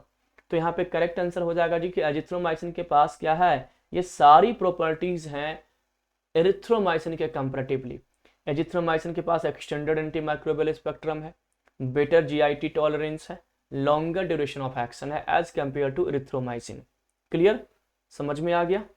तो यहाँ पर है जी एजिथ्रोमाइसिन एक्सटेंडेड स्पेक्ट्रम है, इंप्रूव्ड फार्माकोकाइनेटिक्स, बेटर टॉलरेबिलिटी है, improved drug interaction profile, more active than other macrolide anti influenza but less active against gram positive cocci, high activity on respiratory pathogens, mycoplasma, chlamydia, legionella, moraxella, others like कॉमिप्लोबैक्टर, trachomatis, ये सब हो गया। Not active against erythromycin resistant bacteria, penicillinase producing streptomyces aureus are inhibited, good activities against MAC. ये सब है pharmacokinetic acid stabilities है T half around more than 50 hours है। तो ये सब क्या है, एजिथ्रोमाइसिन की extra properties as compare to erythromycin. Clear. Next question पे आते हैं, the following antibiotics is first line drug for the treatment of mycobacterium avium complex infection in ads patient. यानी कि एड्स पेशेंट में, यानी जिनको HIV एड्स हुआ है, इनमें से first line drug treatment Mycobacterium avium के केस में कौन सा ड्रग है, क्लिंडामाइसिन, क्लेरिथ्रोमाइसिन, रोजिथ्रोमाइसिन और erythromycin. First line drug treatment of mycobacterium avium complex infection in ads patient, यानी एड्स के पेशेंट में माइकोबैक्टीरियम एवियम का इन्फेक्शन हुआ है, तो उस केस में फर्स्ट लाइन ड्रग में आपका कौन सा हो जाएगा जी, याद रखेंगे क्लेरिथ्रोमाइसिन है। कौन सा ड्रग है स्टूडेंट, क्लेरिथ्रोमाइसिन यहाँ पर फर्स्ट लाइन ड्रग के रूप में क्या होते हैं, यूज होते हैं, यूजफुल होते हैं। ये पॉइंट आपको याद रखना है। तो mycobacterium avium complex MAC infection is an important AIDS defining opportunistic infection. The introduction of antimicrobial prophylaxis and anti retroviral therapy markedly reduce the incidence of disseminated mycobacterium avium complex infection and improve the survival of affected individuals. Clarithromycin is used as a first line drug combination regimens in the mycobacterium avium complex infection in AIDS patient and second line drug for the atypical mycobacterial disease. Compared to erythromycin, clarithromycin is longer acting, acid stable and better absorbed. तो इस case में Mycobacterium avium complex अगर HIV ads के patient में हुआ है तो उस केस में हम क्लेरिथ्रोमाइसिन यूज कर सकते हैं फर्स्ट लाइन ड्रग के रूप में। नेक्स्ट क्वेश्चन है, macrolide have the following additional action. क्या कह रहा है student, macrolide have the following additional action. Macrolide के पास फॉलोइंग एडिशनल एक्शन है, जैसे कि क्या ये एनाल्जेसिक है, इम्यूनोसप्रेसेंट है, एंटी इन्फ्लामेटरी है और एंटी मेटाबोलाइट है। मैक्रोलाइड जो आपका ड्रग है जी, इनके पास एक तो एंटीबैक्टीरियल प्रॉपर्टीज है ही, यानी कि antibiotics property, anti microbial properties है ही। एंटी माइक्रोबियल के अलावा इनके पास कौन सी प्रॉपर्टीज है, एनाल्जेसिक यानी पेन को रिड्यूस कर रहे हैं, इम्यूनोसप्रेसेंट इम्यून सिस्टम को कम कर रहे हैं, एंटी इन्फ्लामेटरी यानी इन्फ्लामेशन को कम करेंगे और एंटी मेटाबोलाइट। तो बेसिकली इनके पास एंटी इन्फ्लामेटरी प्रॉपर्टीज होती है। तो मैक्रोलाइड जो आपके हैं जी, उनके पास एक्स्ट्रा प्रॉपर्टी क्या है कि ये एंटी माइक्रोबियल ड्रग तो है ही साथ इनके पास एंटी इन्फ्लामेटरी प्रॉपर्टीज भी है। क्या है, एंटी इन्फ्लामेटरी प्रॉपर्टीज है। ये भी पॉइंट बहुत अच्छे से याद रखेंगे कि macrolide have the following additional action, इनमें एंटी इन्फ्लामेटरी प्रॉपर्टीज भी होते हैं, ये पॉइंट को याद रखना है। तो macrolide have anti inflammatory action due to their effect on neutrophils and inflammatory cytokines. This action is responsible for the use of macrolide in the prevention of cystic fibrosis exacerbation. It has been shown that macrolide beyond the bacteriostatic and bactericidal effect have also anti-inflammatory effect. ठीक है. It is used in a chronic inflammatory disease, atopic dermatitis, non-specific inflammatory bowel disease, psoriasis and arthritis. इन सब में basically हम इनको क्या करते हैं, use करते हैं. तो ये आपका क्या हो जाएगा जी, it is use in the chronic inflammatory disease. Chronic inflammatory disease में इनको हम यूज करते हैं. कर लोगे. चलिए अब आते हैं macrolide used for toxoplasma gondii infection in the pregnancy. क्या करा जी, नेक्स्ट क्वेश्चन है macrolide used for toxoplasma gondii infection in pregnancy. तो macrolide used for toxoplasma gondii infection in pregnancy, spiramycin, roxithromycin, erythromycin, telithromycin. तो macrolide used for toxoplasma gondii infection in pregnancy. कौन सा macrolide है जो toxoplasma gondii infection pregnancy के case में use होगा जी. तो यहाँ पे करेक्ट आंसर आपका होगा स्पीरामाइसिन. ये सब तो बेसिक क्वेश्चन है जो डायरेक्ट आपको याद रखने हैं. ड्रग रिलेटेड पॉइंट में एक पॉइंट्स बना करके आपको लिखते चले जाना एंटी माइक्रोबियल्स में. ठीक है. और अगर आपने प्रिपरेशन किया होगा हमारे थ्रू या कहीं पर भी आपने बुक्स वगैरह से अगर आपने नोट्स बनाए होंगे तो ये सारे पॉइंट्स आपको वहां पर हाईलाइट करने हैं. ठीक है ना स्टूडेंट, ये कर लोगे आप लोग. तो मैक्रोलाइड जो टैक्सोप्लाज्मा गोनाइडी इन्फेक्शन में यूज होता है प्रेगनेंसी के टाइम में, वो कौन सा है, स्पीरामाइसिन है. कौन सा ड्रग है, spiramycin. The limits the risk of transplacental transmission of toxoplasma gondii infection, that is a congenital toxoplasmosis presented as chorioretinitis. It is recommended that for the initial period spuramycin should be administered and repeated after gap of 2 weeks till delivery as it achieve good concentration in the placental tissues and in the fetus. ठीक है ना. चलिए next question आते हैं. Select the macrolide antibiotics that can be given once daily for 3 days for empirical treatment of ear, nose, throat, respiratory and genital infection. तो 3 दिन मतलब continue देना है एक बार दिन में एक बार 3 दिन तक. किस केस में, ईयर, आपके नोज, आपके थ्रोट, आपके रेस्पिरेटरी या जेनाइटल इन्फेक्शन में. कौन से मैक्रोलाइड एंटीबायोटिक्स को दिन में एक बार 3 दिन तक कंटिन्यू इन इन्फेक्शन में दिया जाता है. क्वेश्चन ये है erythromycin, azithromycin, roxithromycin and clarithromycin. Erythromycin, azithromycin, roxithromycin and clarithromycin. इन 4 में से किसको यूज किया जाता है. तो select the macrolide antibiotics that can be given once daily for 3 days for empirical treatment. Empirical treatment में जिनको दिया जाता है बताइए. तो कौन सा ड्रग होगा, अजिथ्रोमाइसिन. आपको मालूम है जब भी हमारा ईएनटी में प्रॉब्लम होता है तो हम एजिथ्रोमाइसिन ही दिए जाते हैं. कौन से ड्रग दिए जाते हैं, एजिथ्रोमाइसिन. ठीक है ना.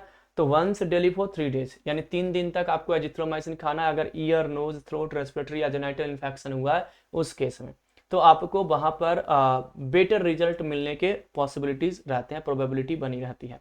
तो एजिथ्रोमाइसिन यहाँ पर इस केस में हम क्या करते हैं, देते हैं.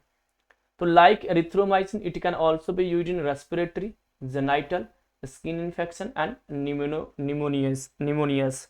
तो जैसे एरिथ्रोमाइसिन का यूज है वैसे ही एजिथ्रोमाइसिन भी यूज होते हैं. डोज 500 mg है, वही दिया गया है. एरिथ्रोमाइसिन का डोज इतना है.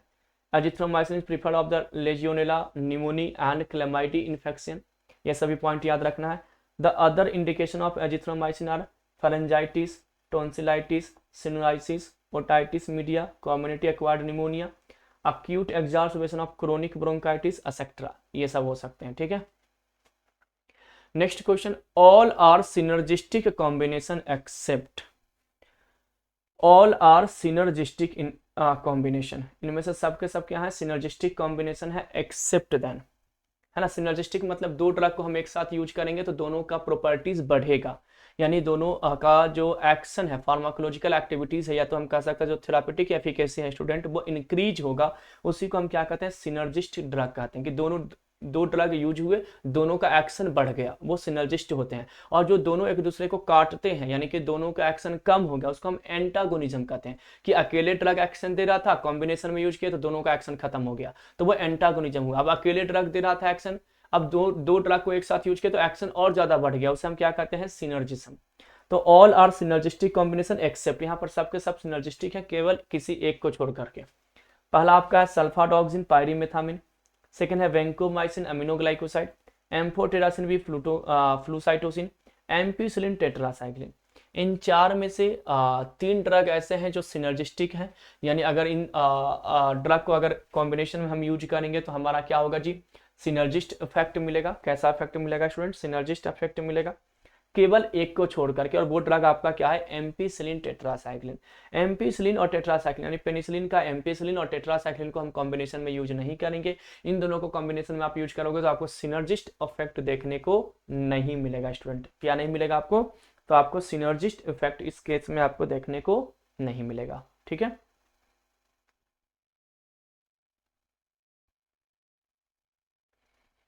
चलिए तो यहाँ पर वही करा, do not mix injectable tetracycline with the penicillin, inactivation occurs. मैंने बताया कि टेट्रासाइक्लिन को पेनिसिलिन के साथ हम कभी भी मिक्स नहीं करेंगे। Tetracycline have been reported to inhibit the bactericidal activity of penicillin. Tetracycline अगर पेनिसिलिन के साथ यूज करोगे तो बैक्टीरिसाइडल प्रॉपर्टीज क्या हो जाता है, पेनिसिलिन का इनहिबिट हो जाता है, मतलब वो अपना एक्शन नहीं दे पाएगा, यानी सिनर्जिस्ट इफेक्ट कॉज नहीं करेगा, इसलिए उसको हम कॉम्बिनेशन में यूज नहीं करेंगे, है ना, उस ड्रग को हम कॉम्बिनेशन में यूज नहीं करेंगे। नेक्स्ट ड्रग है आपका tetracycline are still the first choice drug for the following disease. Tetracycline nowadays अभी भी फर्स्ट चॉइस ड्रग बना हुआ है किस डिसऑर्डर में, किस डिजीज में, ग्रैनुलोमा इंजुनिल, कैनक्रोइड, सिफिलिस और gonorrhoea in patient allergic to penicillin.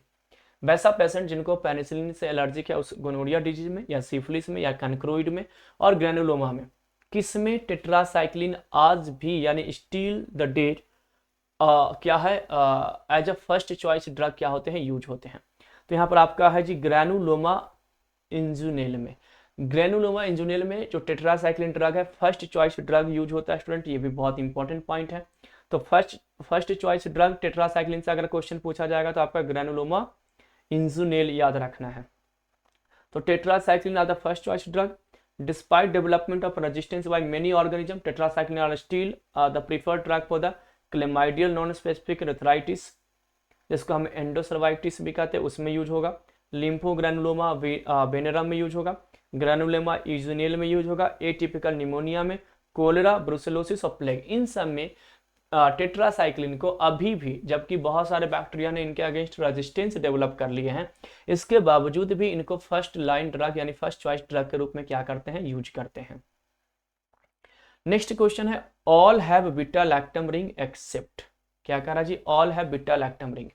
Beta lactam ring इन सभी के पास है किसी एक को छोड़ करके। बीटा लैक्टम रिंग आपने पढ़ा होगा कि इस टाइप से ये 4 मेंबर रिंग होते हैं, इसी को हम क्या कहते हैं, बीटा लैक्टम रिंग कहते हैं, है ना, शायद इस टाइप से ड्रग होगा, ये आपका क्या है, बीटा लैक्टम रिंग है इसी टाइप का। तो किस किस के पास बीटा लैक्टम रिंग है, किसी एक को छोड़ करके, एक्सेप्शन पूछा जा रहा है, पेनिसिलिन, लिनेजुलाइड, सिफोटैक्सिन, इमिपिनेम। तो देखिए पेनिसिलिन के पास भी है, सिफोटैक्सिन के पास है, इमिपिनेम के भी पास है, लिनेजुलिड के पास नहीं होगा, ठीक है ना। यानी कि बीटा लैक्टम रिंग आपके एक तो मोनोबैक्टम में प्रेजेंट होता है, एक आपका पेनिसिलिन में प्रेजेंट होता है और एक आपका सिफेलोस्पुरिन में प्रेजेंट होता है। तो इमिपिनम वो आपका पिनम टेक्निक्स वाला यानी मोनोबैक्टम्स वाले में आ जाते हैं। सिफोटैक्सिम सिप्रोफ्लोक्सासिन का ड्रग है, पेनिसिलिन खुद ही है। लिनेजुलाइड आपका ना पेनिसिलिन में है, ना सिफेलोस्पुरिन में है, ना ही मोनोबैक्टम में है। दैट्स वाई लिनेजुलाइड के पास बीटा लैक्टम रिंग नहीं होगा, और ये एक्सेप्शन पूछ रहा था इसलिए लिनेजुलाइड करेक्ट आंसर होगा। ये क्या पूछ रहा था, all have beta lactam ring except them, यानी सभी के पास बीटा लैक्टम रिंग है केवल एक को छोड़ करके। तो किसको छोड़ करके, लिनेजुलाइड, ठीक है। तो यहाँ पर है पेनिसिलिन के पास है, सिफेलोस्पुरिन, कार्बापिनेम, क्लैबुलेनिक एसिड, इन सब के पास क्या है जी, बीटा लैक्टम रिंग है ना। यही 4 मेंबर जो रिंग आप देख रहे हैं ये आपका बीटा लैक्टम रिंग है। ये 4 मेंबर रिंग जो है ये आपका थायाजोलिडीन रिंग है, ठीक है, बीटा लैक्टम प्लस थायाजोलिडीन, ठीक है ना। ये आपका डाईहाइड्रोथायाजिन रिंग है, ये पायरोलिडीन रिंग है, ये ऑक्साजोलिडीन रिंग है। ये प्रिंसिपल स्ट्रक्चर है जो किसका किसका भाई, पेनिसिलिन का, सिफेलोस्पुरिन का, कार्बापिनेम का और क्लैबुलेनिक एसिड का। तो प्रिंसिपल स्ट्रक्चर भी चाहो तो आप याद कर सकते हो। Next question, following is a derivative of minocycline. Minocycline का यहाँ पर डेरिवेटिव पूछा जा रहा है कि मिनोसाइक्लिन जो ड्रग है उनके डेरिवेटिव्स कौन से हैं, doxycycline, demeclocycline, tigecycline and oxytetracycline. तो following is a derivative of minocycline, minocycline के डेरिवेटिव्स कौन से हैं? Doxycycline, demeclocycline, tigecycline and oxytetracycline. तो following is a derivative of minocycline, doxycycline, demeclocycline, tigecycline, oxytetracycline. तो यहाँ पे करेक्ट आंसर हो जाएगा आपका टीगेसाइक्लिन। कौन सा हो जाएगा जी? टीगेसाइक्लिन। तो following is a derivative of minocycline, तो आपका आंसर क्या हो जाएगा? टीगेसाइक्लिन। कौन सा हो जाएगा? टीगेसाइक्लिन। क्लियर? तो मिनोसाइक्लिन का डेरिवेटिव कौन सा? टीगोसाइक्लिन। ये डायरेक्ट याद रखना आप, ठीक है ना। तो tigecycline it is the first member of new class of synthetic tetracycline analog. Glycylcycline, ये ग्लाइसाइल साइक्लिन ड्रग है जिनके अगेंस्ट अभी रेजिस्टेंस डेवलप नहीं हुआ है, बैक्टीरिया ने डेवलप नहीं किया। Which are active against most bacteria that have develop resistant to the classical tetracycline. जितने भी टेट्रासाइक्लिन हैं सभी के अगेंस्ट बैक्टीरिया ने डेवलप क्या कर लिया है? रेजिस्टेंस। ग्लाइसाइल साइक्लिन यानी जो टीगेसाइक्लिन है इनके अगेंस्ट नहीं डेवलप किया है। Thus they have the broadest spectrum activity. Tigecycline is the derivative of minocycline, minocycline का ही डेरिवेटिव है। 2005 में इसको इंट्रोड्यूस किया गया था। कब आया था ड्रग स्टूडेंट? ये 2005 में ये ड्रग को इंट्रोड्यूस किया गया था। मिनोसाइक्लिन का डेरिवेटिव्स है। ग्लाइसाइल साइक्लिन भी इसको हम कहते हैं। ये आपका रेजिस्टेंस जो टेट्रासाइक्लिन जो है, ये ड्रग जो है अभी तक किसी बैक्टीरिया ने इसके अगेंस्ट रेजिस्टेंस डेवलप नहीं किया है। ये पॉइंट याद रखेंगे। नेक्स्ट क्वेश्चन है which of the following tetracycline excreted in faeces. क्या करा जी? Which of the following tetracycline excreted in faeces. कौन से टेट्रासाइक्लिन है जो फीसेस के थ्रू क्या होंगे? एक्सरीट आउट होंगे। Doxycycline, demeclocycline, minocycline and oxytetracycline. Which of the following tetracycline excreted in faeces. Faeces के थ्रू कौन से टेट्रासाइक्लिन एक्सरीट आउट होता है? Doxycycline, demeclocycline, minocycline, oxytetracycline. Which of the following tetracycline excreted in faeces. Faeces के through कौन excrete होता है? ये यहाँ पर सिंपल सा क्वेश्चन है। तो फीसेस के थ्रू एक्सरीट होगा आपका जो हाईली लिपिड सॉल्युबल होगा, दैट इज द डॉक्सीसाइक्लिन। जो हाईली लिपिड सॉल्युबल होंगे वही क्या होंगे? आपके स्टूल्स के थ्रू, फीसेस के थ्रू क्या होंगे? पास होंगे। तो doxycycline primarily excreted feces in conjugate, feces के थ्रू एक्सक्रीट होंगे। डिमेक्लोसाइक्लिन पार्शियल मेटाबॉलिज्म है, slower renal excretion. Minocycline primarily metabolize and everted in urine and bile. Oxytetracycline rapid renal excretion. तो आपका फीसेस के थ्रू कौन होता है? डॉक्सीसाइक्लिन होता है, ठीक है ना। DEO साइक्लिन है ना, CY है। डॉक्सीसाइक्लिन यहाँ पर क्या होंगे स्टूडेंट? ड्रग होंगे। नेक्स्ट क्वेश्चन आपका है जी which of the following is longest acting sulfonamide. क्या कह रहा है student? Which of the following is longest acting sulfonamide. इनमें से कौन से लॉन्गेस्ट एक्टिंग सल्फोनामाइड है? Which of the following is longest acting sulfonamide. बताइए इनमें से लॉन्गेस्ट एक्टिंग सल्फोनामाइड ड्रग कौन से हैं? सल्फाडायाजिन, सल्फाडॉक्सिन, सल्फमेथोक्साजोल और सल्फमेथिजोल है ना, मिथायाजोल सॉरी है ना। तो बताइए लॉन्गेस्ट एक्टिंग सल्फोनामाइड यहाँ पे पूछा जा रहा है। सल्फाडायाजिन, सल्फाडॉक्सिन, सल्फामेथोक्साजोल और सल्फामिथायाजोल। तो यहाँ पे करेक्ट आंसर होगा आपका सल्फाडॉक्सिन। ये आपका लॉन्गेस्ट एक्टिंग ड्रग है। एक बार इसको देख लेते हैं। तो शॉर्टेस्ट एक्टिंग क्या है? सल्फाडायाजिन। इंटरमीडिएट में है सल्फमेथोक्साजोल, सल्फामोक्साजोल। लॉन्गेस्ट एक्टिंग में है सल्फाडॉक्सिन, सल्फमेथोपायराजिन। स्पेशल पर्पस में सल्फेसिटामाइड, सोडियम सल्फसिलाजिन, मिफिनाइड, सिल्वर सल्फाडायाजिन। यही सल्फोनामाइड की क्या है? ड्रग की क्लासिफिकेशन है।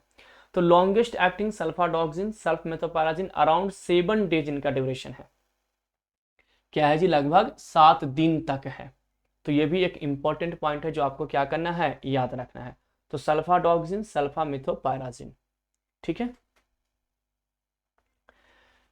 नेक्स्ट क्वेश्चन और आज के मैराथन का आखिरी क्वेश्चन, यानी एंटी माइक्रोबियल ड्रग का जो आज का वाला पार्ट था उसका आखिरी क्वेश्चन है।